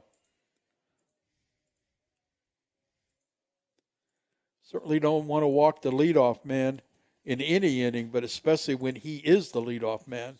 Yeah, exactly. Wow. 3-0. That ball's not close. High and inside.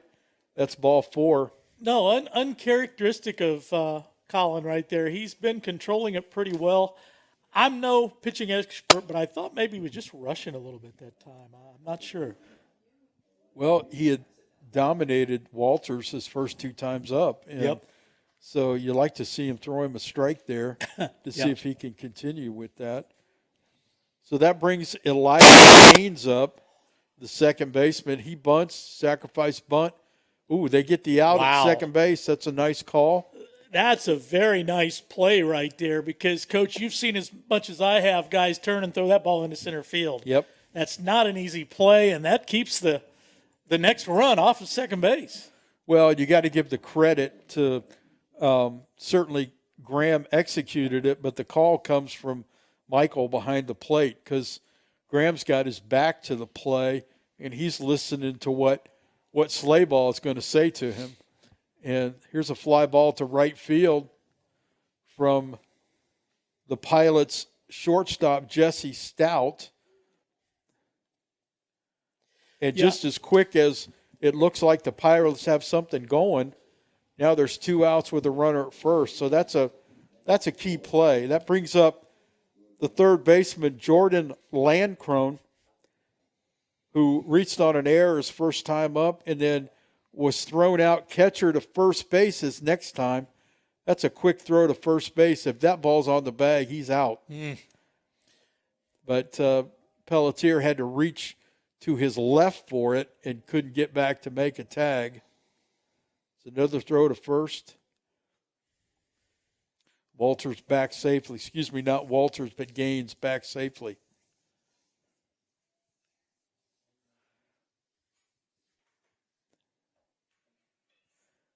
There's a little ball, nubber hit into right center field. Right fielder dives for it, can't get to it. So that'll put runners at first and third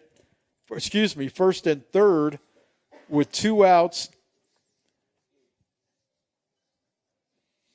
Oh, and a nice job by the outfielders there, as you said, Coach. Right fielder lays out for it because it's a ball that's not going to go anywhere if it does hit. Center fielder, Johnny on the spot, backs it up and makes a perfect throw to second because if he doesn't, the runner is coming around to score on the relay throw in. So good fundamental baseball by the Foresters there. That brings up Greenslade, Bethel's catcher. He's hit a double to right center. He had the big hit in the first inning, and then a ground ball to second his last time up. Swung on a miss first pitch. There's a foul ball over the first base dugout. Nice sharp breaking ball right there because if that's a hanger, that'd probably be 3 on the board. It was up in the zone. Colin trying to shut the door again on Bethel here in the top of the 5th.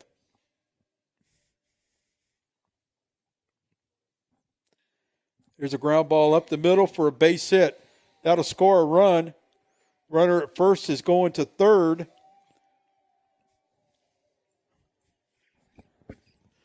Well, Greenslade with a big 2-out base hit right there. He's driven in 4 runs for the Pilots. Yeah. Just a nice solid ground ball up the middle. Good piece of hitting. So the Pilots get one of those runs back to jump back in front by 2 runs at 5-3. Still 2 outs, runners at the corners. And that'll bring up the DH, Dylan Cook. Great move right there. He had the runner a little bit off balance, but the throw was on the wrong side of first base.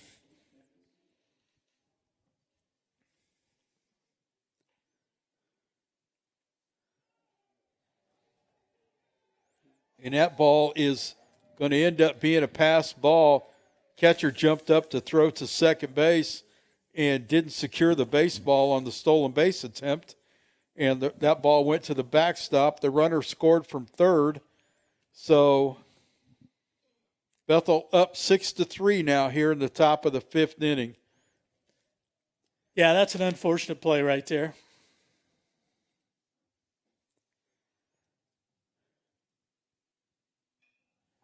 Dylan Cook still at the plate. Left-handed hitting DH.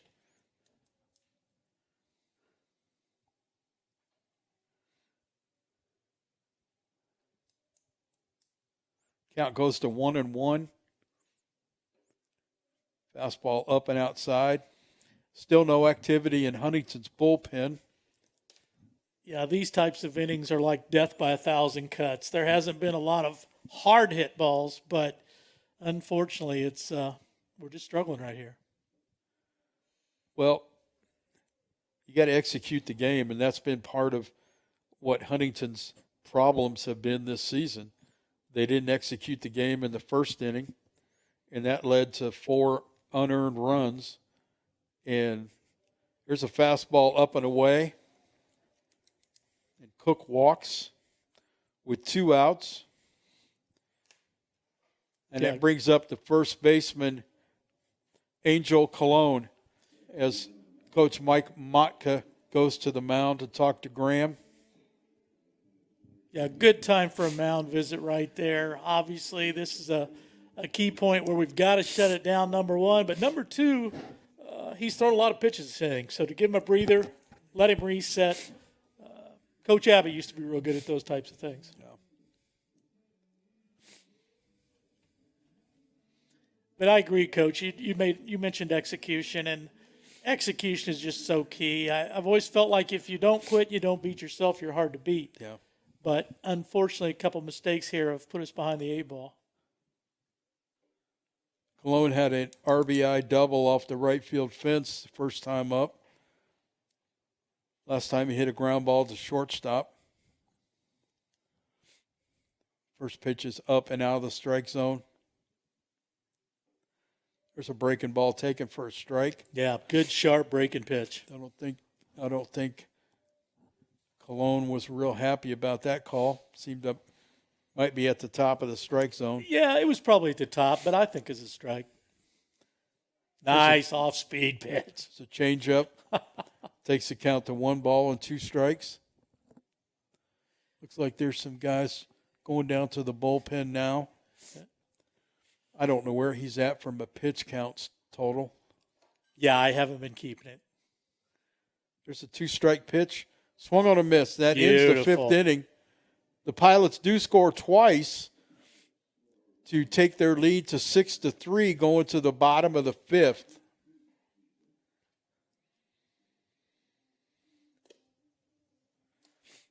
Well, the good thing right now is it is a 9-inning game, so we've got a couple extra innings.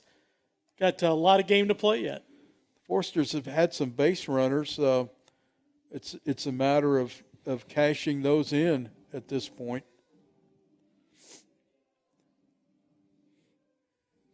Coach, we were talking about Shea Beecham earlier, and I got one more thing to say about Shea. If you remember the year 2017, one of your best teams ever, as I've heard you say, before the game, they had a thing they did, and I know you're not a fan of big showy things, and I'm not either. I'm a traditionalist, but they did something that I absolutely loved. Before every game, they would go down the line. I'm saying this to everybody else. You know this. Yeah. But the whole team would get around Shea. And Shea looked like Thor anyway. And they would do this thing where I don't even know how to describe it. They all yelled together. And then Shea all of a sudden like waved his arm and they all fell down. Yeah, it's not describable because nobody knew what he was doing. It's kind of like that rugby thing that one team does where they all stomp and yell. And the cool thing about it was, to me, it was just like them saying, this is our diamond. And I felt like other teams looked at that, and I think it had an effect. I know there's some teams that didn't like it. But, I know, but we beat them anyway. Yeah. You know, I had a Major League scout tell me one time that a true home run hitter, when he misses a ball, it still goes out. But when he squares it up, it's something that people talk about in the dugout for days. That was Shea. Yes. That was Shea. Absolutely. So Paco Polina leading off here in the bottom of the fifth for Huntington. Takes the first pitch for a strike. Polina is 1 for 2. Had a single to left field his last time up and scored a run. There's a breaking ball. Swung on and missed. Quickly 0-2 the count on Polina.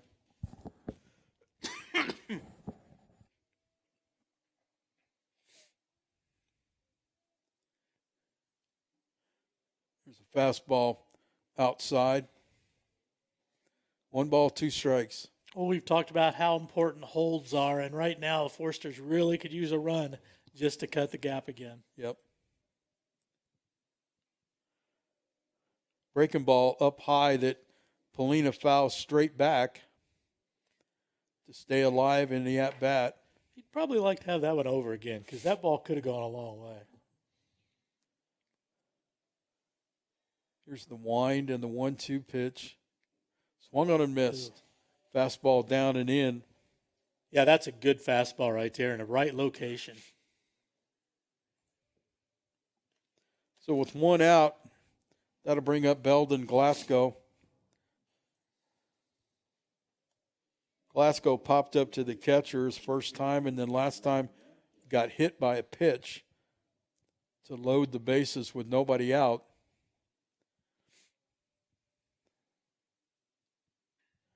There's a ball hit deep and high to right center field, and that ball's going to go. It's not coming back, Coach. 7th home run of the year for Glasgow, and he hit that ball right on the screws. Both the center fielder and the right fielder just kind of jogged and were looking up. As the old saying goes, that ball got small in a hurry. Yep. And as Michael Kay would say, the Yankees broadcaster, see ya. I had to get another Yankees in there. So that cuts the Bethel lead to 6-4, and that brings up Cam Clarkson, who is certainly has the ability to do the same thing. Clarkson got hit by a pitch his last time up, struck out the first time. Now, Clarkson looks a little thicker even, so he looks like he has some power. He can hit it a long way. I'll bet. Fastball up, count goes to 2-0. Clarkson got hit by a pitch his first time up that drove in the Foresters' first run of the game.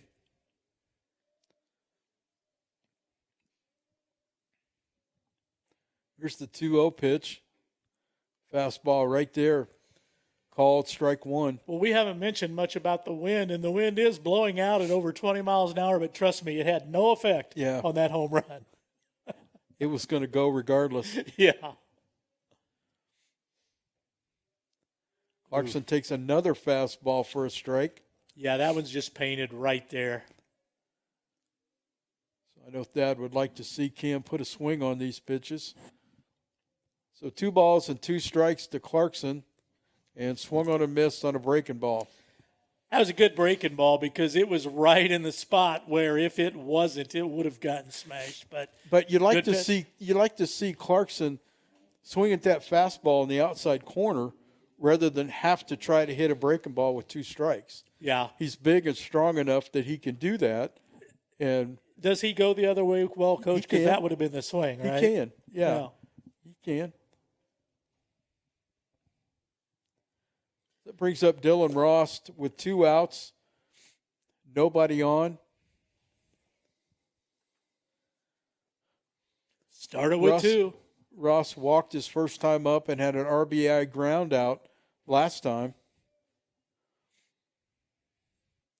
There's a breaking ball high and outside. Still no activity. There's a young man in the Bethel bullpen that has a baseball with the catcher, but not any throwing taking place at this point. There's a ball hit into right field. Right fielder's tracking on it, makes the play to end the inning.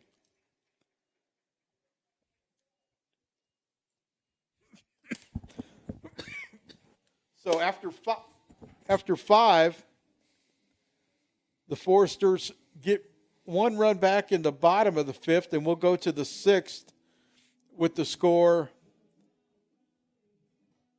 Huntington 4, Bethel 6. I see two guys going to chase that home run ball. It must be like our wives going to the bathroom. You got to go with somebody else. You can't go get a foul ball or a home run ball by yourself. Yeah, I got to admit, you took me aback on that one. I'm going, where's he going with this? That's a good call. I don't know how many times I'd see guys leave the dugout, a couple guys at a time. I go, no. One guy. You don't have to hold his hand. Isn't that a good point, though? Have you ever asked a guy to go to the bathroom with you? No. I don't ever say, hey, you want to go to the bathroom? What is that with women? Well, You got me here. Is one guy going to point where the ball is and the other guy goes and gets it? I don't know. You're going to pay a price for that comment, That's right? okay. Your That's wife is going to have your hide. There's nothing I say that's mean or nasty. It's just the truth. Hey, if she hasn't gotten rid of you by now, you're safe, brother. Although I got to admit, I was going to mention to everybody that if we didn't mention it before, Mike and I did matriculate here at Huntington University together. We were Huntington College in those days. Now, the one thing I do want to point out, I was Alpha Chi Honor Society, and I'm not sure Mike was. So, Mike, matriculate means we came to college together. I couldn't spell Alpha Chi. So. I'm sorry, my friend. No, it's okay. Okay, here in the bottom of top of the sixth inning, Drew Deming will lead off. Takes the first pitch for a strike. Next ball's down and away to even the count at 1-1. Deming has struck out and hit a fly ball to second base in his first two times up. There's a breaking ball for a strike. Has Colin gone deep in games, Mike, this year? Okay, Yeah. good. Yeah.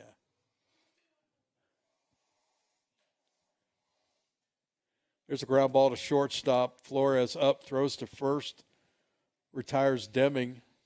That'll bring up the Pilots' left fielder, Hudson Francis, who struck out and hit a ground ball to second today.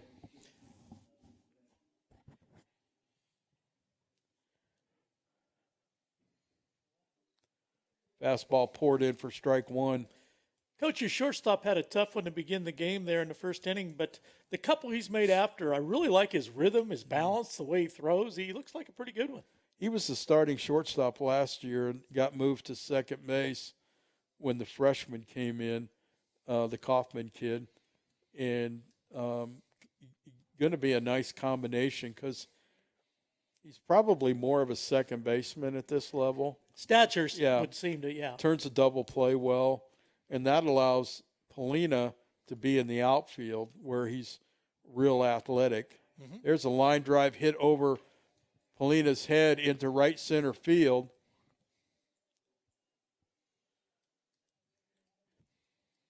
Ross gets it back in. It's a nice piece of hitting by Francis, the 9-hitter going the other way for his first time on base, and now we're back to the top.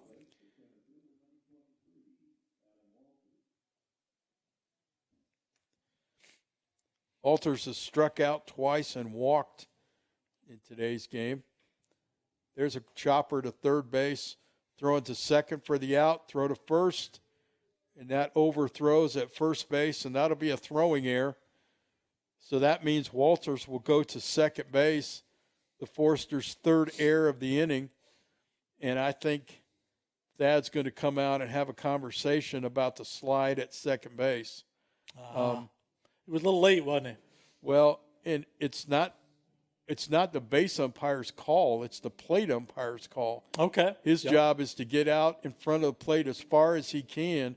So I don't know why we're talking about it, because there's no way the base umpire can make that decision. Okay. And the plate umpire's got to come out with, if there's a runner not at third base, the plate umpire's got to come out and look at the slide. Yeah, and that's a good point, Mike. Over the years, umpires make good calls, they make bad calls, but the one thing you ask them is to hustle and be in right position. And after that, you don't argue a lot, right? Well, and that's my point, Jim. They don't even have the call right. They don't have the right person making the call, unless it's changed since I left. But that's my understanding. I sat in the room at the National Convention one year, and we took about 5 hours to put that call together. Okay. So it was, if this happens, he's out. If this happens, he's out. It's not interpretation or anything. It's if he does one of these things, then he's out. Yeah. And we seem to have gotten away from that over the years. So, Yeah, that's a good point. and once again, they may have changed the rule. I don't know. But it brings up Elijah Gaines, who's the Pilot's second baseman. He reached on an error, struck out, and then reached on a fielder's choice his last time up. First pitch is swung on and fouled over the first base dugout. So that takes the count to 0-2. So Colin trying to work hard to keep Huntington right here. Huntington has some activity down in the left field bullpen. It looks like there's a left-hander and a right-hander throwing. I think the left-hander is Cade Shelton from Norwell. Not quite sure who the right-hander is. Coach Ryan Otis will be happy to hear a Norwell kid's maybe getting in the game. There's a ball. Oh, nice play. Nice play by the shortstop, throwing to first. He's safe at first. But Cade saved a run there by a dive. Absolutely. That's just beautiful. He laid full out and sold his body to save a run. He sure did.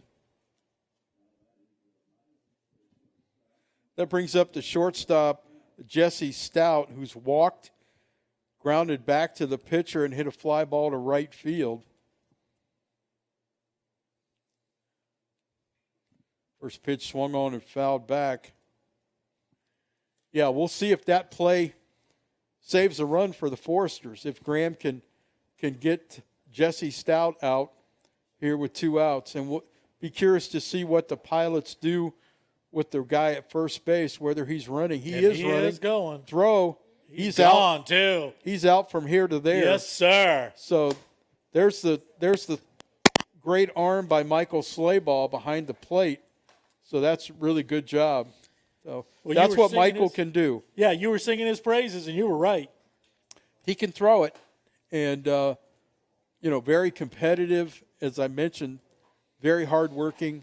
Thad's got several guys. He's got a sophomore transfer from Indiana State who's not playing this year because he's redshirting, but he'll be back next year, and a lot of good quality players coming in. So the next couple of years, I'm interested to watch these guys develop.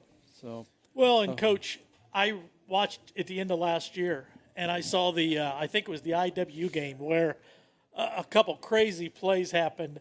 This team should have been in the Nationals last year. Very unfortunate. You're gonna bring up something that haunted me all summer. That call at second base, Unbelievable, on the tag up, and I have a picture that somebody sent me that shows the center fielder catching the ball, and the guy is still on the bag at second before he comes to third. Absolutely. And it was almost like a death in the family. Oh. And Wesleyan, to their credit, they had a good opening round and went to the World Series as Taylor did. So, I think the message there is get to the opening round and you never know what's going to happen. Absolutely. So absolutely. I was just heartsick about that because the team could have been there. And as you say, if that team went on to it, you could have too. Yeah. Absolutely. So Zach Pelletier, first baseman, will lead off for HU here in the bottom of the 6th inning. HU down 6-4. Pelletier takes a called strike.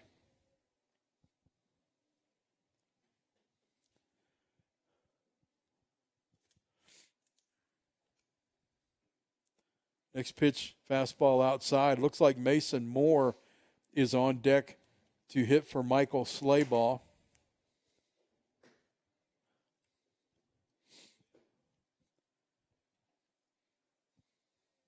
Like maybe a breaking ball.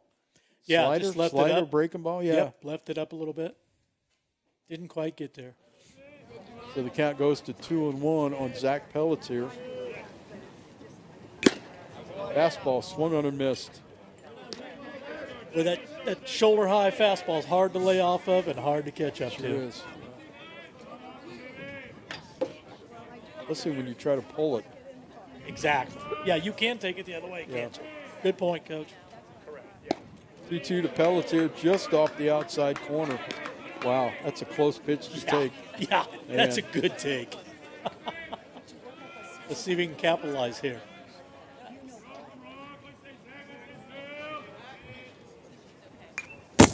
Pelletier fouls a breaking ball back. See, he's out in front of that.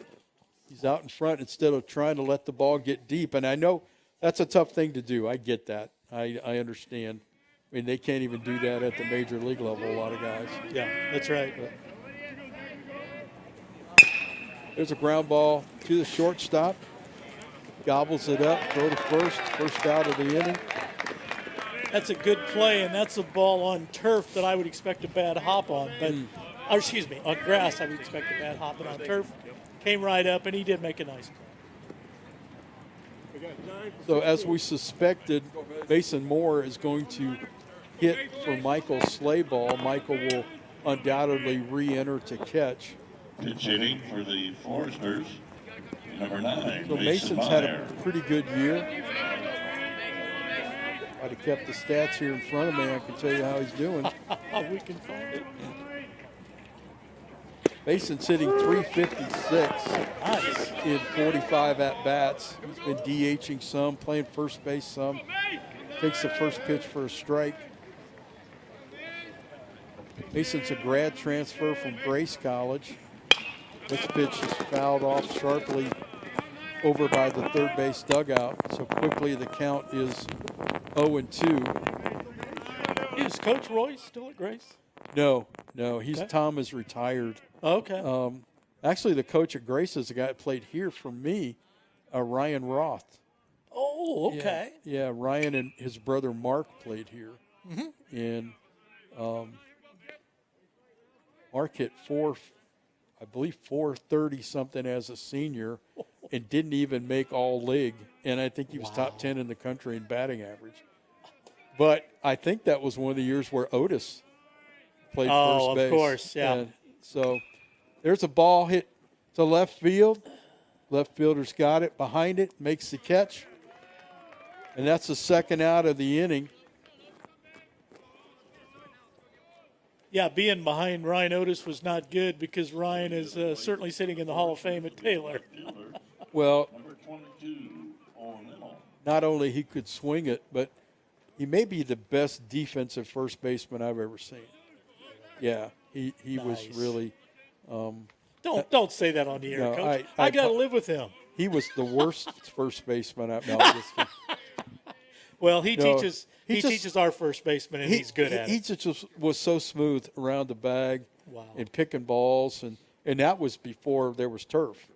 Oh, And yeah. so he was just really, really good, and enjoyed watching him play.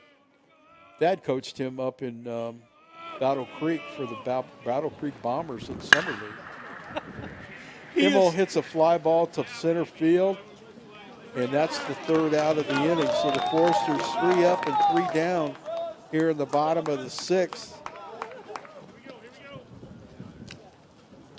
As Yogi Berra used to say, it's getting late early. Oh, yes, So, absolutely. Yogi. Graham Collin returns to the mound, and as we thought, Michael Slayball returns behind the plate. So, I mean, Bethel is got to see all of the Foresters' best hitters one more time. Yep. So there is time, for the Foresters to do something, but Graham needs to hold them right here. And Yeah, that's a good point, Coach. And and we do start with the bottom. So a lot of times you like to start with the bottom so you get your big boppers coming up with somebody already on, right? So we're in position to get a couple here, but as you said, it'll be important for Colin to shut him down here again. And he's done a good job this afternoon. Yep. We need to reiterate that. He's pitched beautifully. Just had a little tough luck. Well, we were wrong. Slayball is not returning into the game. Pelletier is moving from first base behind the plate, and Meyer will stay in the game to play first base. Yeah.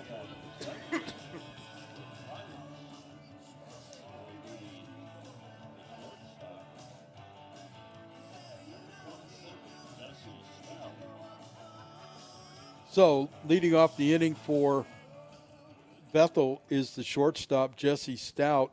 Stout was at the plate when the Slayball threw out the base runner trying to steal in the top of the sixth. We're in the top of the seventh. Bethel leading 6-4. That ball's down in the dirt. Takes the count to 1 ball, 1 strike. Once again, double barrel action down in the Huntington bullpen. There's a called strike 2. Really nothing going on in the Pilots bullpen at this time. And the 1-2 pitch to Stout, swung on a miss, strike 3. Beautiful slider right there. Just no chance on that pitch.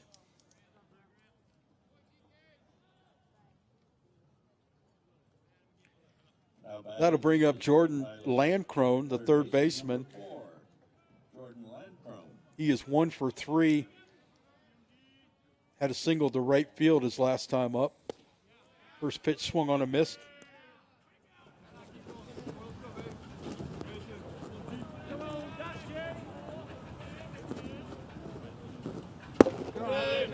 Fastball up and in. I wanted to share with the folks out there, we're going to interview Ethan Haney between games.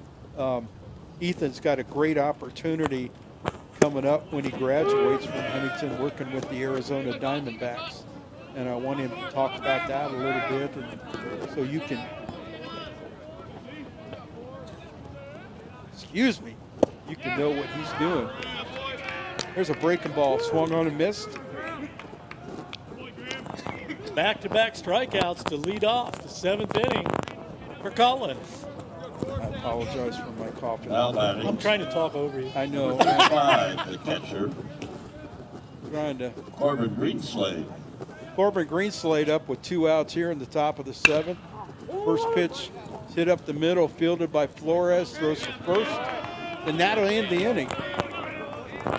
So the Pilots 3 up and 3 down here in the top of the Very 7th. quietly in the top of the 7th. Forsters come to bat here, see what they can do about cutting into the 6-4 deficit. Forster's coming Yeah, to the Coach, plate. both pitchers have settled in just a little bit from the early inning fireworks, and it just feels like that part of the game where it's kind of into a lull. And I really hope that the Foresters can score one here, because I think the team that scores next, even though we're down 2, the team that scores next may be the team that moves through this thing. You know, sometimes you're sitting in that dugout, and that's exactly what you're feeling.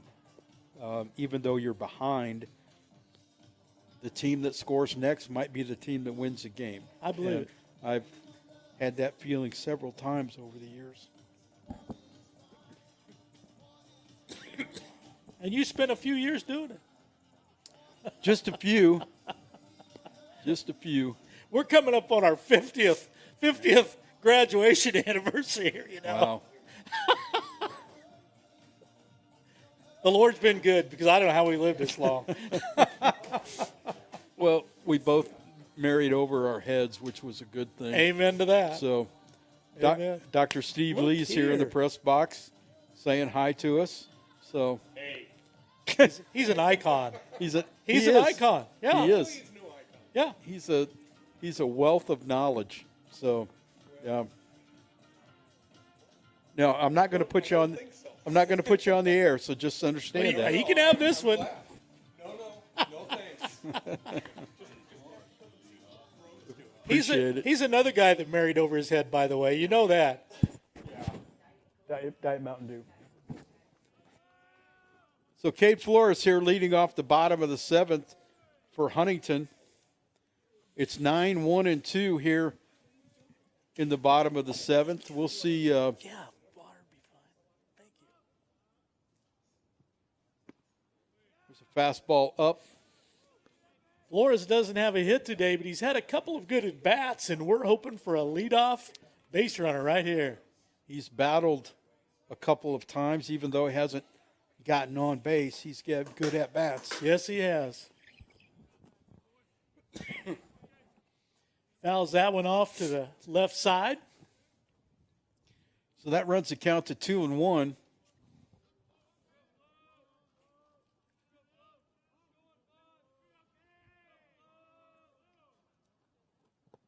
The ball's down. 3 balls, 1 strike to the 9-hitter, Cade Flores.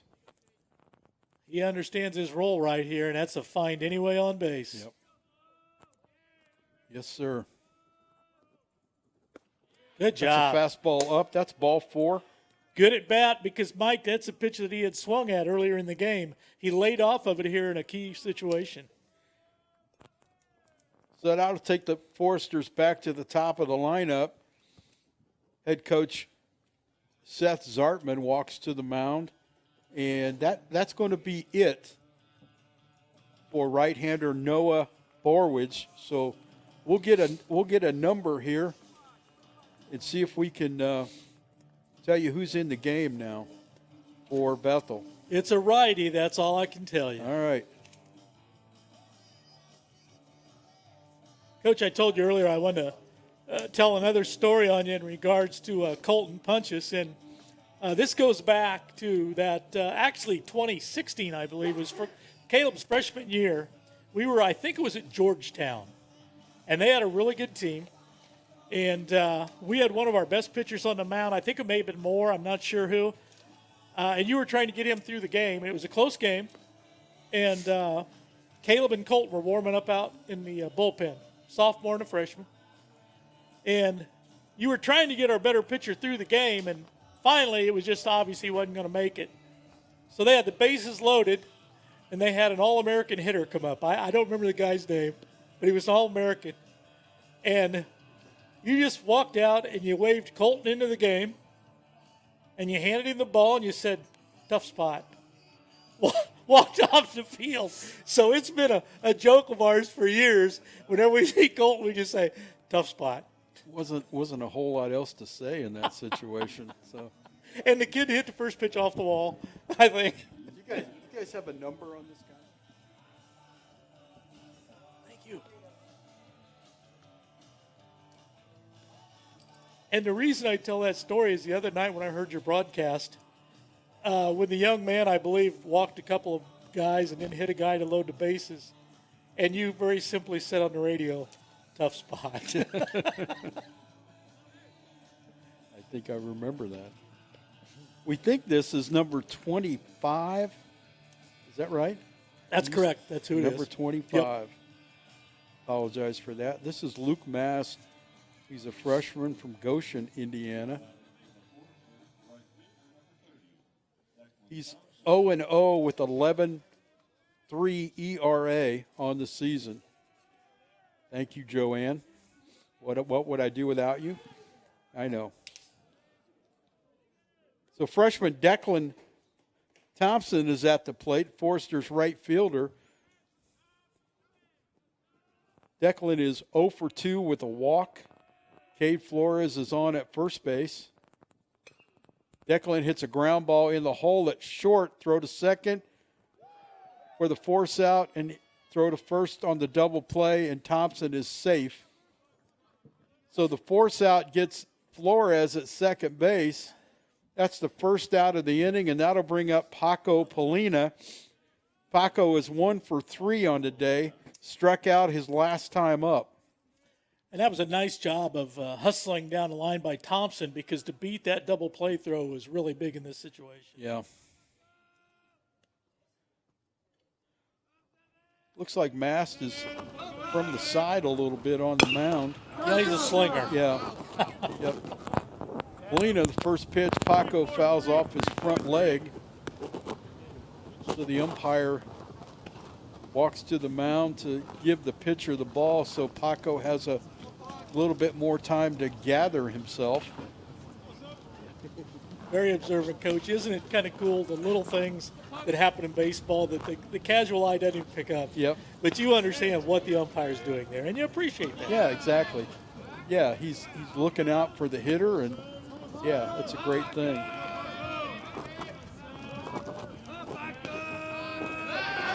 Throw to first. Thompson is back safe.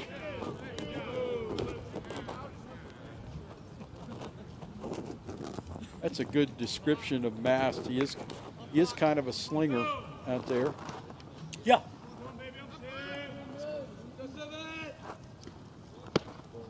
Paco squares the bunt for a hit, takes a breaking ball up high.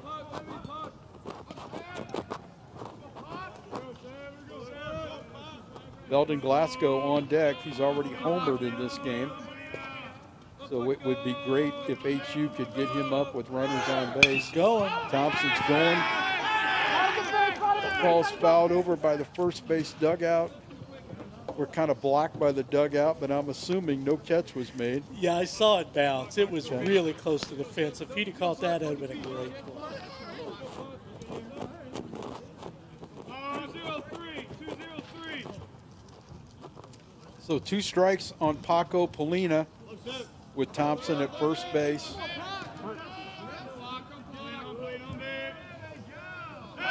Throw to first. The umpire's awful late making that call, isn't he? Yeah. Kind of like, Kind of well, took it for granted, didn't he? okay. I'll make a call here in a minute.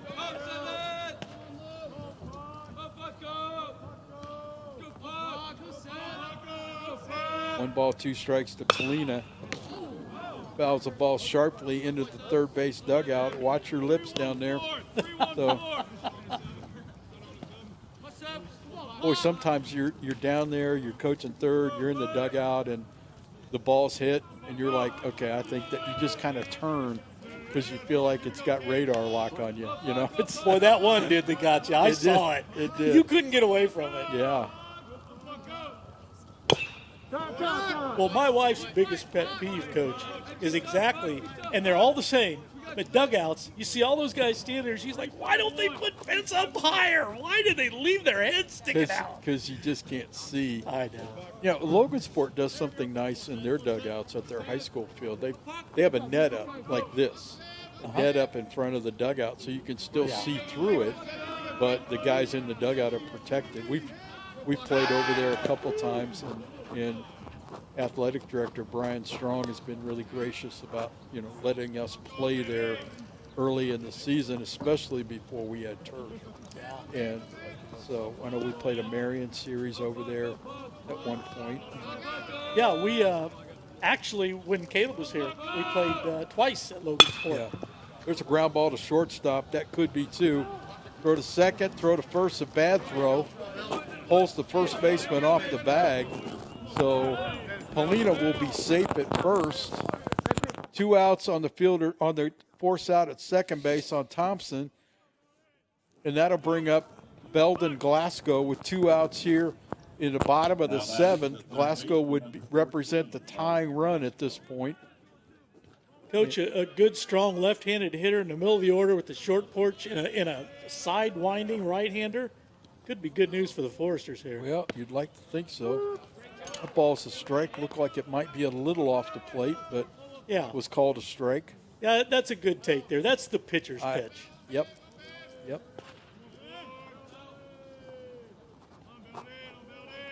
So the 1 strike pitch to Glasgow is fouled straight back. So he's in the hole, 2 strikes here. 2 outs, the bottom of the 7th. Foresters trailing Bethel 6-4. Forsters got behind 4 runs in the top of the 1st and been trying to battle back the rest of the game. 2 strike pitch to Glasgow outside. Was that a changeup, you think? Yeah. Something off speed? I was thinking it would be, and I honestly haven't seen a lot of movement yet. So if we can just get a pitch in the zone here, I think he can handle it. But I do think that was a change. Yeah. Go to first. Paco is back sliding.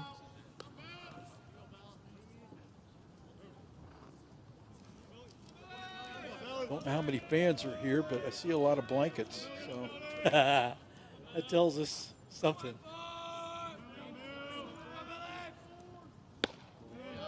fastball off the plate, evens the count at 2-2.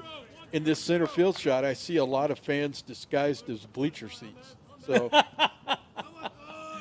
Nice. A lot.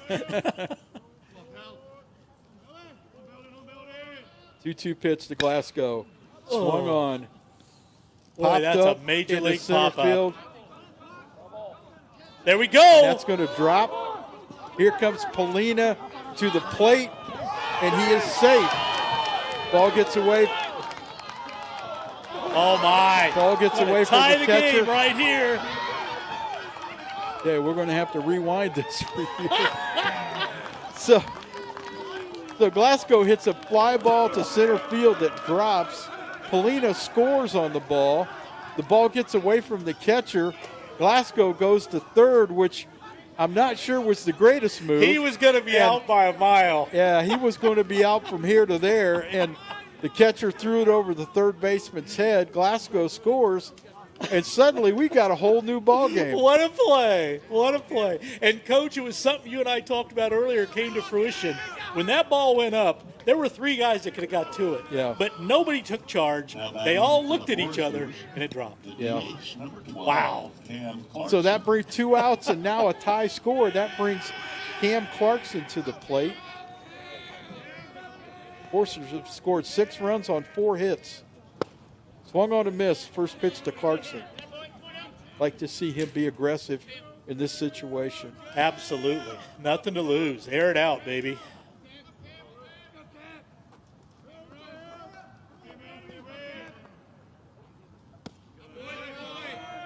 Like a slider or a changeup low and away. The score on your broadcast is not right. It's 6-6 at this point. I know they're working on it here. There's a fastball inside. Ooh.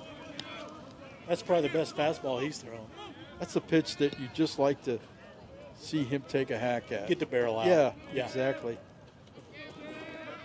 So 2 strikes on Clarkson. Clarkson hits a pop-up over by the third base dugout. That's trouble. That's trouble, and that's going to drop. So unfortunately, that's probably going to go down as a hit. Nobody touched it. Yep. That's the rule. So Clarkson reaches at first base. Now batting for the Foresters, their center fielder. And as I heard the disdain in your 17, voice, Dylan I want to Ross. reiterate, my wife, being the mother of a pitcher, would hate that. Yeah. Well, that's a tough play because down here it's hard to – ball gets above the trees. It's hard to know what the wind's going to do. So That's exactly right, Coach. Caleb and I talked about the other night. Eastbrook is similar where we coach. There's a woods beside. It's just like the dirt here, and it's like a stadium. There's no wind down low, but up there, there's a lot of wind, right? Dylan Ross up here with 2 outs with Clarkson at first. He takes a fastball for a strike, even to count at 1-1. Ross has walked, hit a ground ball to shortstop, and hit a fly ball to right field his last time up.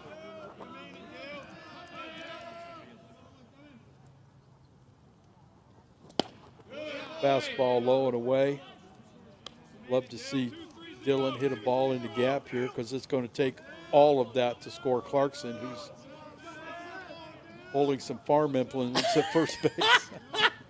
I was just going to ask you if you had speed over there. Wonderful kid. He just doesn't run real well. That Ball's hit down the right field line into the corner. Oh, what a catch. Running catch by the right fielder. So that saves a run. But the Foresters do get even here in the bottom of the 7th. And we'll see who takes the mound for HU here in the bottom of the 7th. Foresters scored 2. And it's We have a all new game, Coach. We have a brand new game, 6-6. Move to the See anybody coming out of the dugout to take the mound yet? Oh, somebody coming out of the bullpen. So looks like the day is over for Graham Collin. I think this is right-hander Tate Mullins, who Tate's had a solid year so far, transfer from Kokomo.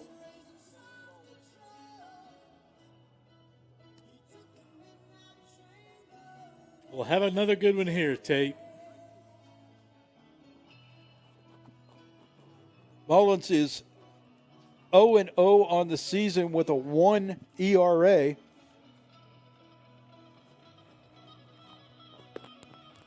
He's got 11 strikeouts in 9 1/3 innings pitched. So came in the other day with the bases loaded and the score tied. Unfortunately, walked in the go-ahead run, but then he struck out the last two guys to end the inning. So he's got a good fastball. If he's in the strike zone, he's tough to deal with. So far, the first few pitches have looked under control. Seems like he's got his own body under control. Let's look for a good outing here.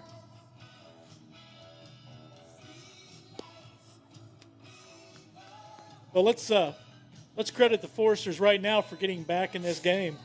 Battling back, showing a lot of heart, and it's anybody's game at this point. Yeah. For HU, you want to have a shutdown inning, and for Bethel, you want to put some pressure on them. You want to answer those runs Yeah, absolutely. as best you can. So, and it's become a bullpen game at this point. Yep. Yeah, and I think both pitchers did well, the starters. 4 runs. They'd like to have less, but some of those runs were aided with the mistakes from the players. So, yeah, would like to see Graham have a little bit better defense there in the bottom of or the top of the first inning. Leading off for Bethel is the DH Dylan Cook.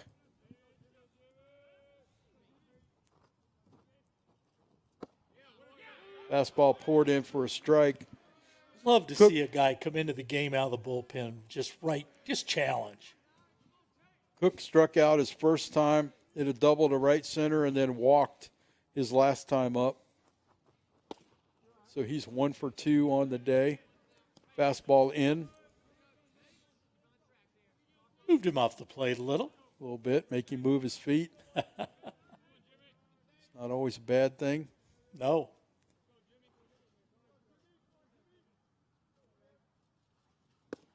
Mullen throws a fastball by him. Boy, what a pitch. 1 ball, 2 strikes. Fastball in the zone, up and in. Tough to hit. Tough to lay off of. So the 2-strike pitch to Cook swung on and fouled into the net behind home plate. Same spot, another great pitch. Just a beautiful job of the hitter, just spoiling that one and trying to get one he can handle. Yeah. Mullen challenged him with 2 strikes, and Cook fouled it off. Next pitch, fastball up and away. 2 balls and 2 strikes. Not a bad spot, just out of the zone. If he's got a good breaking ball, be a nice place for it. Another fastball up and away, and he's on the verge of putting the go-ahead run for the Pilots on base here in the top of the 8th inning. Got to challenge him here. He's the 6 hitter. And he does. Mullen throws a fastball by Cook. That's the first out of the inning. And that'll bring up first baseman Angel Colon. Colon has doubled his first time up, drove in a run, and then a ground ball to shortstop and struck out his last time. Again, that shoulder high fastball is good if you got it in the right spot. First pitch to Colon, up and in, a breaking ball. Yeah, look, it might have been a slider there, and that's not where you want that one. We need to get that one down a little bit. Yeah.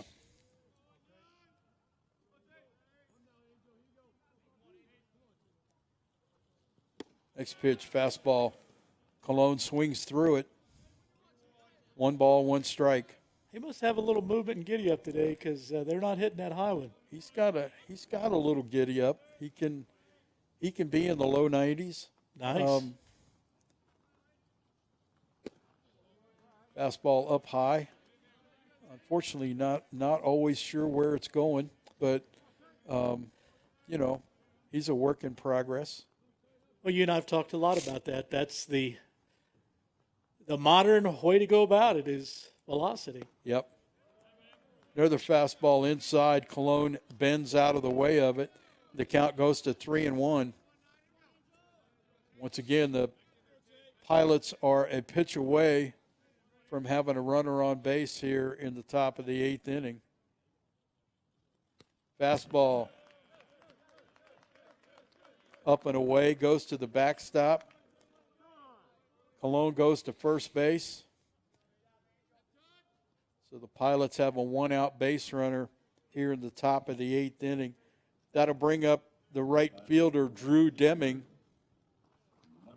I heard you talk about it in the last game when I know it was a problem, and Coach Thad and I talked about before the game is the pitchers having to command the ball and have the right location. Yep. So big.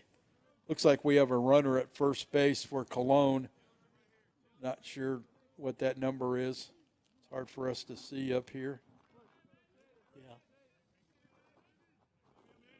We'll see if the Pilots put something in motion here. First pitch to Deming is fastball up high. Yeah, he's been consistently up in the top third of the zone to out of the zone. It'd be nice to see him. If he's going to miss, that's where he misses. Okay. Is up in the strike zone, or out of the strike zone, I should say. Yeah, it sure looks like it. Going. Safe. So Pilots have a stolen base. So they've got the go-ahead run at second base with one out, a 2-0 count on the hitter.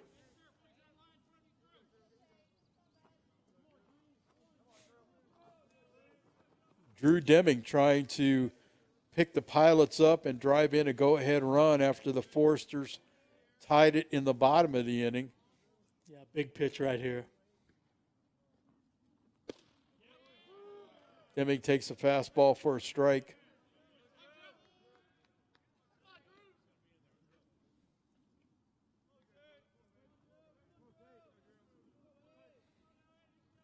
Left fielder Hudson Francis on deck for Bethel. Another pitch. Fastball up. As far as the defense goes, everybody's playing straight away, but there's a big hole on the right side with the second baseman trying to hold the runner close.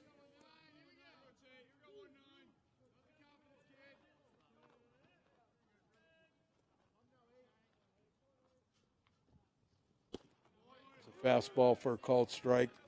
The count goes to 3-2. Yeah, that was a borderline pitch. We're glad we got that one. So this is a big pitch in the game. Amen. Cannot put any more runners on base. Fastball outside. So we walk another hitter. That'll bring up Hudson Francis, I believe, unless it's a pinch hitter. Nope, it is Francis. And, Jim, this is exactly why the Foresters have struggled this year on the mound. Is situations like this, not being able to throw the ball over the plate, not being able to execute a pitch, and just to be real honest with you, something's got to change. If this team is going to turn their season around and become competitive in the Crossroads League, that's got to change. Yeah. It's Mike. You and I have talked about this for years. It's about location, location, location. A guy just has to be able to adjust and get the ball in the strike zone, and more importantly, get ahead in the count. Yeah, it doesn't really matter what your velocity is. You've got to be able to execute a pitch Exactly. in the strike zone. Yeah.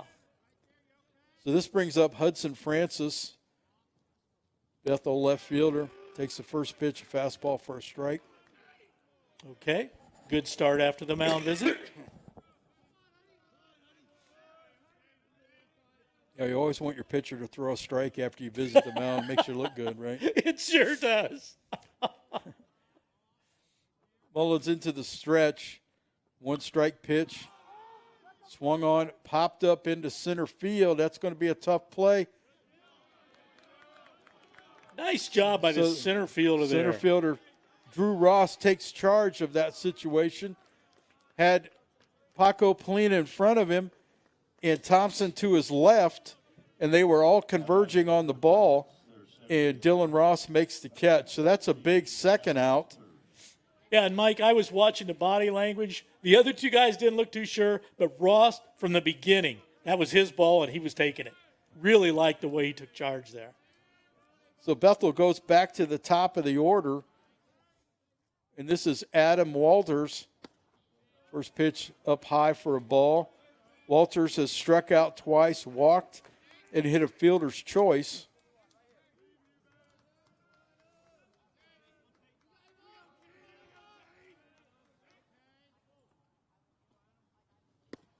One-0 pitch, swung on a miss by Walters. You kind of almost feel like his stuff is good enough right now. If he throws strikes, he's going to get out of the inning, but it's a question of will he throw enough strikes? That's kind of the MO for a lot of the staff is are they going to throw the ball over the plate? Oh, it skews me down the right field line. Thompson makes a running catch into the corner. Nice play. Pretty good job by Mullen except for the first walk. But so the Foresters go to the bottom of the 8th.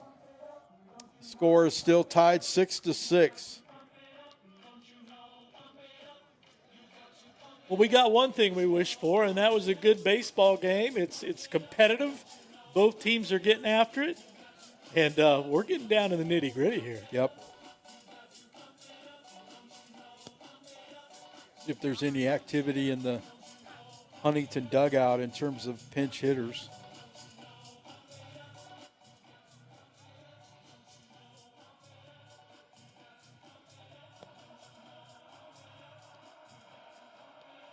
Looks like Zach Bellatier is going to lead off the inning for the Foresters. I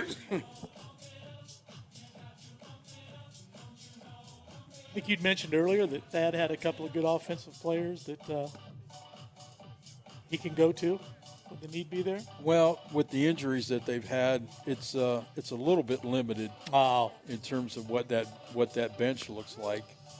A couple guys in the lineup that probably would not be everyday players if not for the injuries. And then they would be available. Got it. Yeah. Well, here we go. Bottom of the 8th.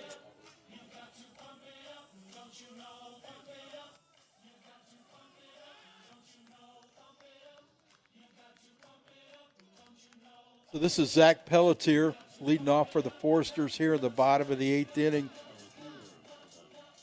Pelletier is 1 for 3 on the day. Had a single his first time up. There's a fastball off the outside corner for a ball. And that's a good take from a right-handed slinger down coming sidearm. That's a tough pitch to lay off of. So good start to the inning here. There's a ball hit hard down the left field line. Heads up.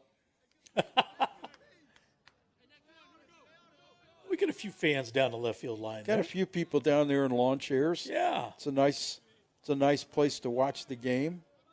Some picnic tables.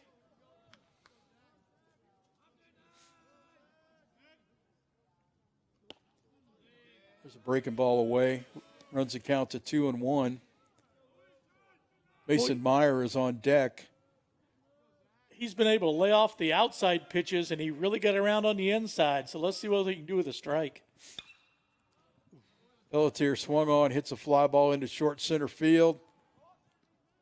Center fielder comes running in and makes a nice running catch. Yes, he did. So that'll bring up first baseman Mason Meyer.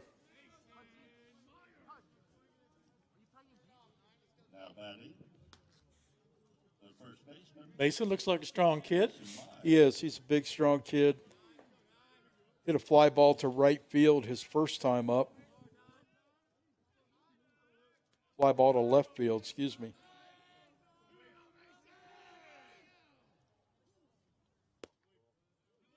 Breaking pitch off the outside corner, ball one. Yeah, Mason's got some pop in his bat. That's what I was hoping to hear. Hard one hopper hit to shortstop. Throw to first, 2 outs. Man, that's a ball hit right on the nose, unfortunately, right at the shortstop. So that's 2 outs. That'll bring Owen Immel to the plate.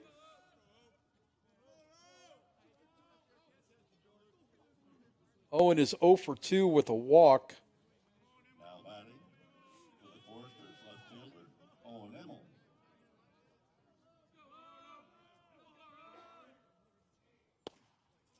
First pitch, fastball away for a strike. Nice pitch.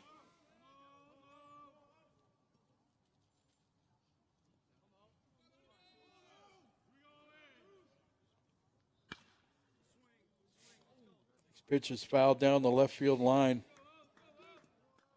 Like to see Owen get his hands started a little bit. He seems like he's late on a lot of fastballs. Yeah, I would agree.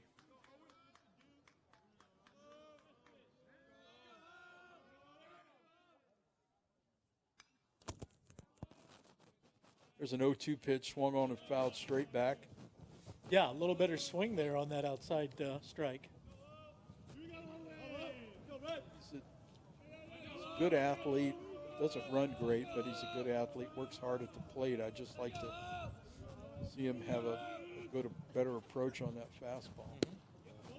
Fastball, nice pitch. Yeah, it really was. Just off the outside corner, taken for a ball. As you alluded to earlier, it was a ball, but it was a competitive pitch. Exactly. So 1-2 pitch to Owen Immel. Another one, same spot. Same spot, same result. So And you know, that's good umpiring, because how many times have you seen the umpire give him the second one? yeah. And the hitter goes, wait a minute. So the count goes to 2-2.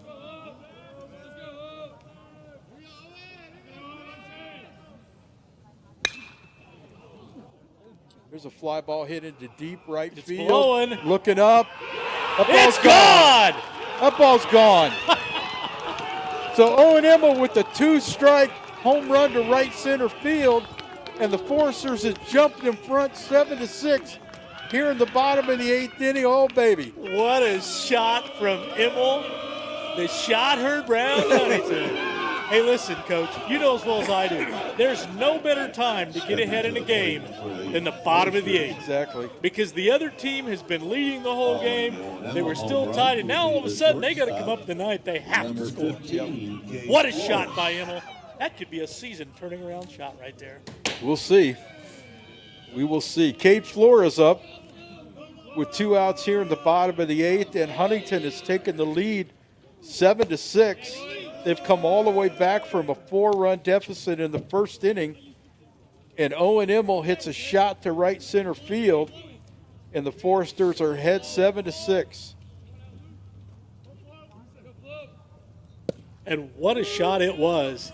In retrospect, the other home run was a line shot, a low line drive. That was majestic. Yep. Up above the light poles, comes down over the fence. So I see some activity down in the Foresters bullpen. My guess is that they'll run Tate Mullen back out there again in the 9th.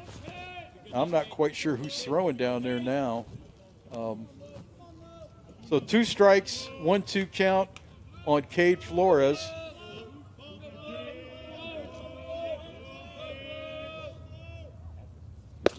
Swung on and missed. That ends the inning. But the Foresters have jumped in front here going to the 9th. The Foresters score 1 in the bottom of the 8th on the Owen Immel home run. How excited do you think Immel Move is to the right top now? of the 9th. Yeah, The score, I'm happy for him. He Foresters 7, And looks like the pilot Foresters are 6. putting Parker Richard into center field, so he'll go in Owen Immel's spot. That'll move Dylan Ross to right, Thompson or Dylan Ross to left, excuse me. Thompson will stay in right. And Tade Mullins is indeed back on the mound for the Foresters, trying to close this out here in the top of the 9th inning. He's going to have to face kind of the heart of the order for Bethel. Going to have to get their best hitters out. So we'll see how this plays out here in the top of the 9th. Strength on strength. What an exciting game this has been. The Foresters digging a hole early, down 4-0, battling back. Colin doing a great job of keeping them in the game. How about those 2 big home runs? No doubt. Glasgow, I'm like, okay. Leading off to the top of the 9th. See my man Preston Husband back there. There he is. Fun you know, fact. Coach Kennedy and I coached Preston in 8th grade basketball at Crestview High School. Okay. So leading off here in the top of the 9th inning. Close call there. Didn't get that one. Nope.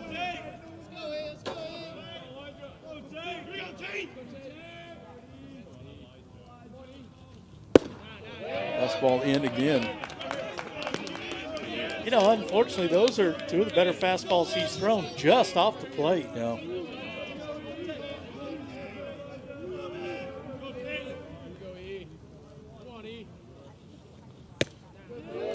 And we go to 3-0 in the count. This is Elijah Gaines, the second baseman, and this is exactly what you can't have. And we've talked about it till we're blue in the face.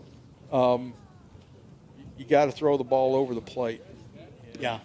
You really got to control that heartbeat, and he just looks like a young man who has a pretty high heartbeat right now. Well, that's where pitching starts, is throwing the ball over the plate. It's not velocity. It's not having 2 or 3 pitches. It's what can you throw over the plate. That's right. Here's the 3-0 pitch to Gaines, and that almost hit him. And that's ball 4. So the Foresters put the leadoff man on here. And that is going to make a change. He's going to the mound. I think that's a really good change right now. And I'm not quite sure who this is. Because I know one of the other guys they've used in short relief is Mason Meyer, who's at first base now. We'll see who we got here. This may be Hamrick. Maybe Gabe Hamrick from Murphy-Burroughs, Tennessee. I don't see a number, but it kind of looks like him. Tell us about him, Coach. He's got a good arm. I think he's going to be a solid pitcher. Has not thrown a lot, but the times that he's thrown, he's had some success. Good. Well, as you said, in relievers, especially when you're trying to close a game, you just have to have location and command of your pitches. There's nothing more important than putting the pressure on the hitter, throwing the ball in the zone, and throwing it in a good spot in the zone. I was wrong. This is Keegan Shovlin. Keegan was a starting pitcher for the Foresters through the first part of the season and had a couple not so great outings. And he too has struggled to find the strike zone consistently. So we'll see how things go here. Coach, I've heard you talk about the struggles they've had with command. Is it a young pitching staff? I haven't looked at the ages, but they've struggled with young guys, old guys. It just seems, other than probably Colin and Grant Simmons, who will throw the second game today, those 2 guys are pretty consistent. R.J. Anglin was pretty good early. His last 2 outings have not been very good. And Tyler's been hot and cold as a starting pitcher. So I know they've used Meyer in short relief a couple times, but he's playing first base now. And it's not a matter of having good arms. It's not a matter of not having quality pitches. It's executing in the strike zone. Yes. If you can do that, then you can pitch at the college level. I don't care how hard you throw. Yeah. And You can be wild in the strike zone, Yeah. believe it or not, right? Yeah, yeah. This brings up the shortstop, Jesse Stout. Stout is 0 for 3 on the day with a walk. So he represents the go-ahead run for Bethel. And we'll see what Keegan Shovlin can do here in relief of Tate Mullins. Well, pitcher's best friend is a double play. Let's see if we can roll one up here. Stout squares to bunt, takes the pitch. Fastball outside.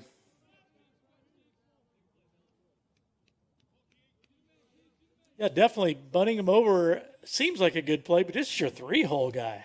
Yeah, I don't know if he was at, well, he's squaring again. Takes a breaking ball for a strike. Well, Seth knows his team better than I do. Yeah. So maybe he's just going to try to get even here. Yeah, that kind of goes against the go for the win on the road, but Yeah. Stretch. he's And definitely and he serious bunted about through bunting. it. That's Yes, he strike did. 2. Yep. I thought maybe he was just trying to shake the pitcher up and getting out there, but That's exactly what I thought with the first pitch. yeah. If I'm going to take it anyway, maybe I'll show bunt. Yeah, exactly. So the 1-2 pitch to Stout, swung on and missed. Good That's pitch. a good job from Keegan. Oh, man, to come in and get the first Yeah, guy on a strikeout? Wow. So that's going to bring up the third baseman, Jordan Landcrone. He is 1 for 3 on the day. Reached on an error in the first inning, had an RBI single his third time up, struck out his last time up. Good breaking ball for a strike right there to start him off. Shovlin has come out of the house throwing strikes, as Matt Kinzer used to say. Matt Kinzer. Love Matt. I was going to try to get through the whole year without mentioning his name, but you know. Next pitch, fastball, called strike 2. I went to a coaching clinic where LaTroy Hawkins spoke, and he Oh. said Matt Kinzer taught him his breaking ball. Yep. So I went up afterwards, and we had a great talk about Matt. And did you tell LaTroy not to mention that to a lot of people? Oh, yeah, absolutely. Breaking ball just off the outside corner. The count goes to 1-2. Yeah, we don't want Matt to think that he's had a positive impact on LaTroy Hawkins. That's pretty good stuff, isn't it? The 1-2 pitch. Swung There on, it line is, right drive at to him. second base. Throw to first. Okay, he stabbed it. He's safe. Mason did a nice job of keeping that ball from going by him as Paco caught the line drive, quickly threw to first. I don't think they would have had him out anyway. No. But No. Mason did a nice job. So Bethel is down to their last hitter, and this is Corbin Greenslade, who had a big RBI double in the first inning. Cleared the bases at that point. Yep. So first pitch, swung on and missed. Mike, what I like about him, he's a different pitcher than either one of the other two guys. That slider looks good right now. Well, he's different than the way he's been the last 2 or 3 outings. Well, good. No, I mean he's got good stuff, Oh. but he kind of lost his release point a little bit, I think. And boy, his stuff is live. Certainly found it. Oh, man, So what a Bethel is pitch. down to their last strike here in the top of the 9th inning. I think he just found a closer. Huntington leading 7-6.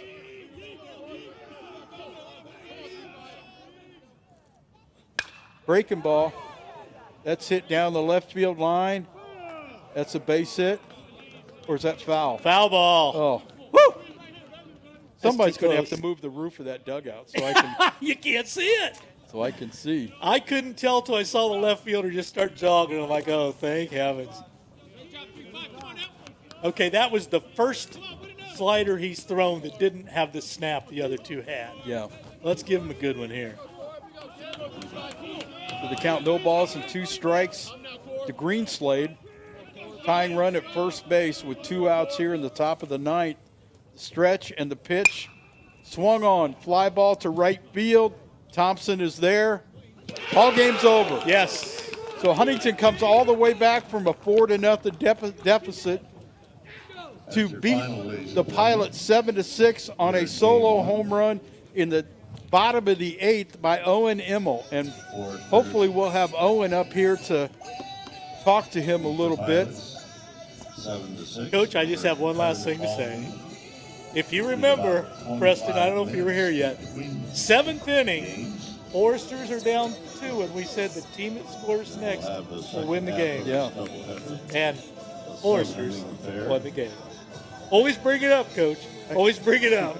I got a text message from Joey Butts that says, check live comments on the video feed. Uh-oh. What is that? All right. I don't know what. Well, Joey Butts, there's a name from the past. Joey needs to get a job and quit bothering me. So. Yeah, but hey, Joey had heat now. I remember Joey. Concession stand Oh, God. He had some heat. on the lower level. Get a job. 9 Joey, did you hear that? home plate seating. Sending a text to Dad about needing Owen and Haney.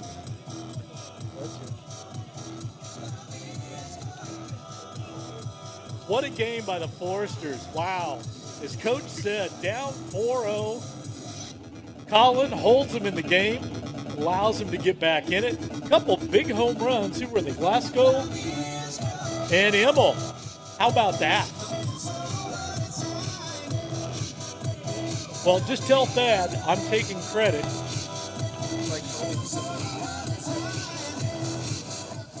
Oh, yeah. I'm out of here. Thank you. Wonderful time. Betcha.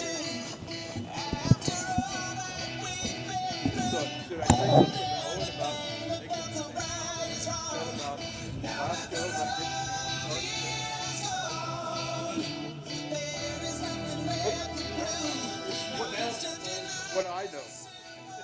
I remember you saying that's your coach. Would be,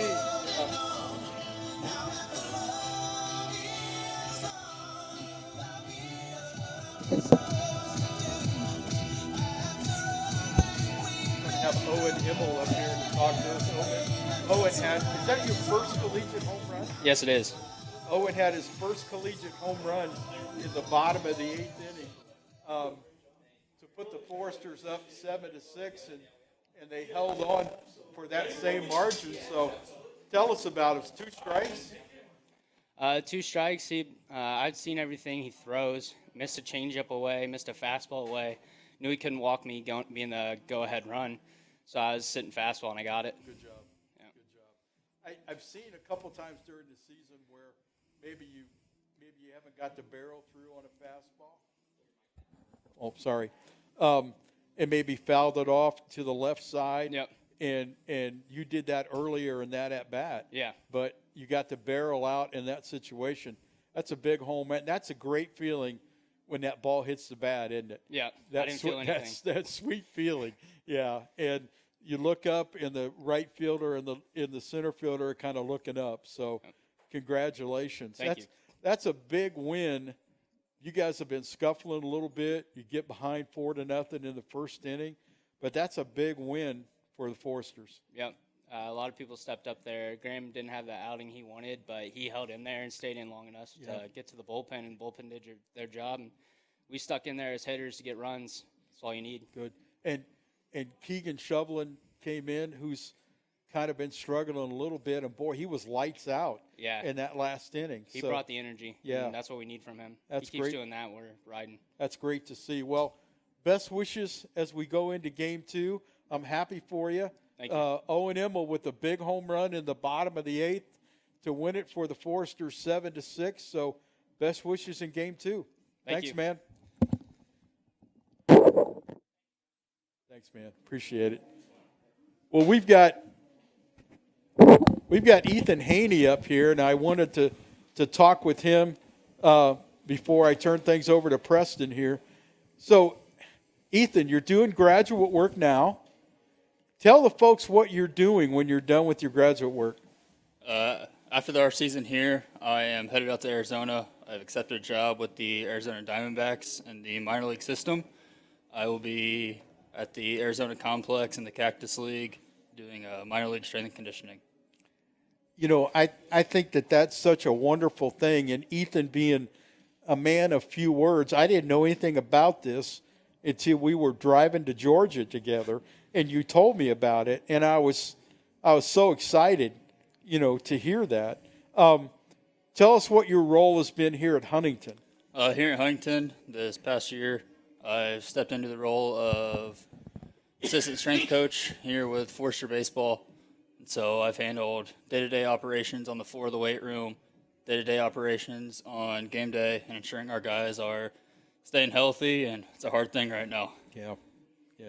You guys have had some injuries. You've got Fowler that's out. You got Deckman that's out. You got Kaufman that's out. And so at this level, it's so hard to replace starters, you know, with the same quality of player. And that's not knocking anybody on your bench, but it's just a tough thing to do. So tell people out there where you're from and your family a little bit and that kind of thing. I'm from West Jefferson, Ohio, super small town, about 25, 30 minutes west of Columbus. I graduated high school with less than 100 people, so coming to Huntington, Indiana, it's a big city. Your dad's a high school football coach? Yep, former high school football coach, so been around him a lot. He's taught me just a lot about sports in general. Mom's a teacher, Okay. so, and then my sister's a nurse, and she's doing a lot of great things right now at Nationwide Children's Hospital. Awesome. And living that close to Columbus, you're a big Michigan fan, I know. And I'm getting the stare down look, knowing that that's not the case. We may have lost to that team up north, but I know one thing. They didn't win a national championship this year, and that was the best day ever. Walking into practice and seeing all these Notre Dame fans from up here run. Easy now. Easy. Don't be mean. How did you get the job with the Diamondbacks? Former strength coach here, Donovan Clark, has been a huge mentor to me. Former student here that I went to school with, Sierra Weathers. Both of them are with the Chicago White Sox, who are both in the ACL out there. And Sierra, I've known here when we both were students here, and she kind of set me up with just the right connections, and knowing your people and networking is the biggest thing to get in. I can't tell you how proud I am of you and how excited I am for you with the job that you're going to have with the Diamondbacks. And for those of you that don't know, Donovan Clark is with the White Sox, doing a little bit of the same thing. And you guys will see each other in spring training next year, right? Yes, sir. And so that's just so cool that we've got two guys that played baseball here that are going to be working in professional baseball with the thing that they trained to do here. So I love you to death, and I am so excited for the position that you have. And I'm looking forward to if I ever get to Arizona, to get, you know, tickets to the Diamondbacks games free of charge. That's the main thing I'm looking for. So, but congratulations, man. Thank you, sir. Guys, this is Ethan Haney. I just wanted to spend a few minutes with him before game 2. So thanks, Ethan. Appreciate it. Thanks, Coach.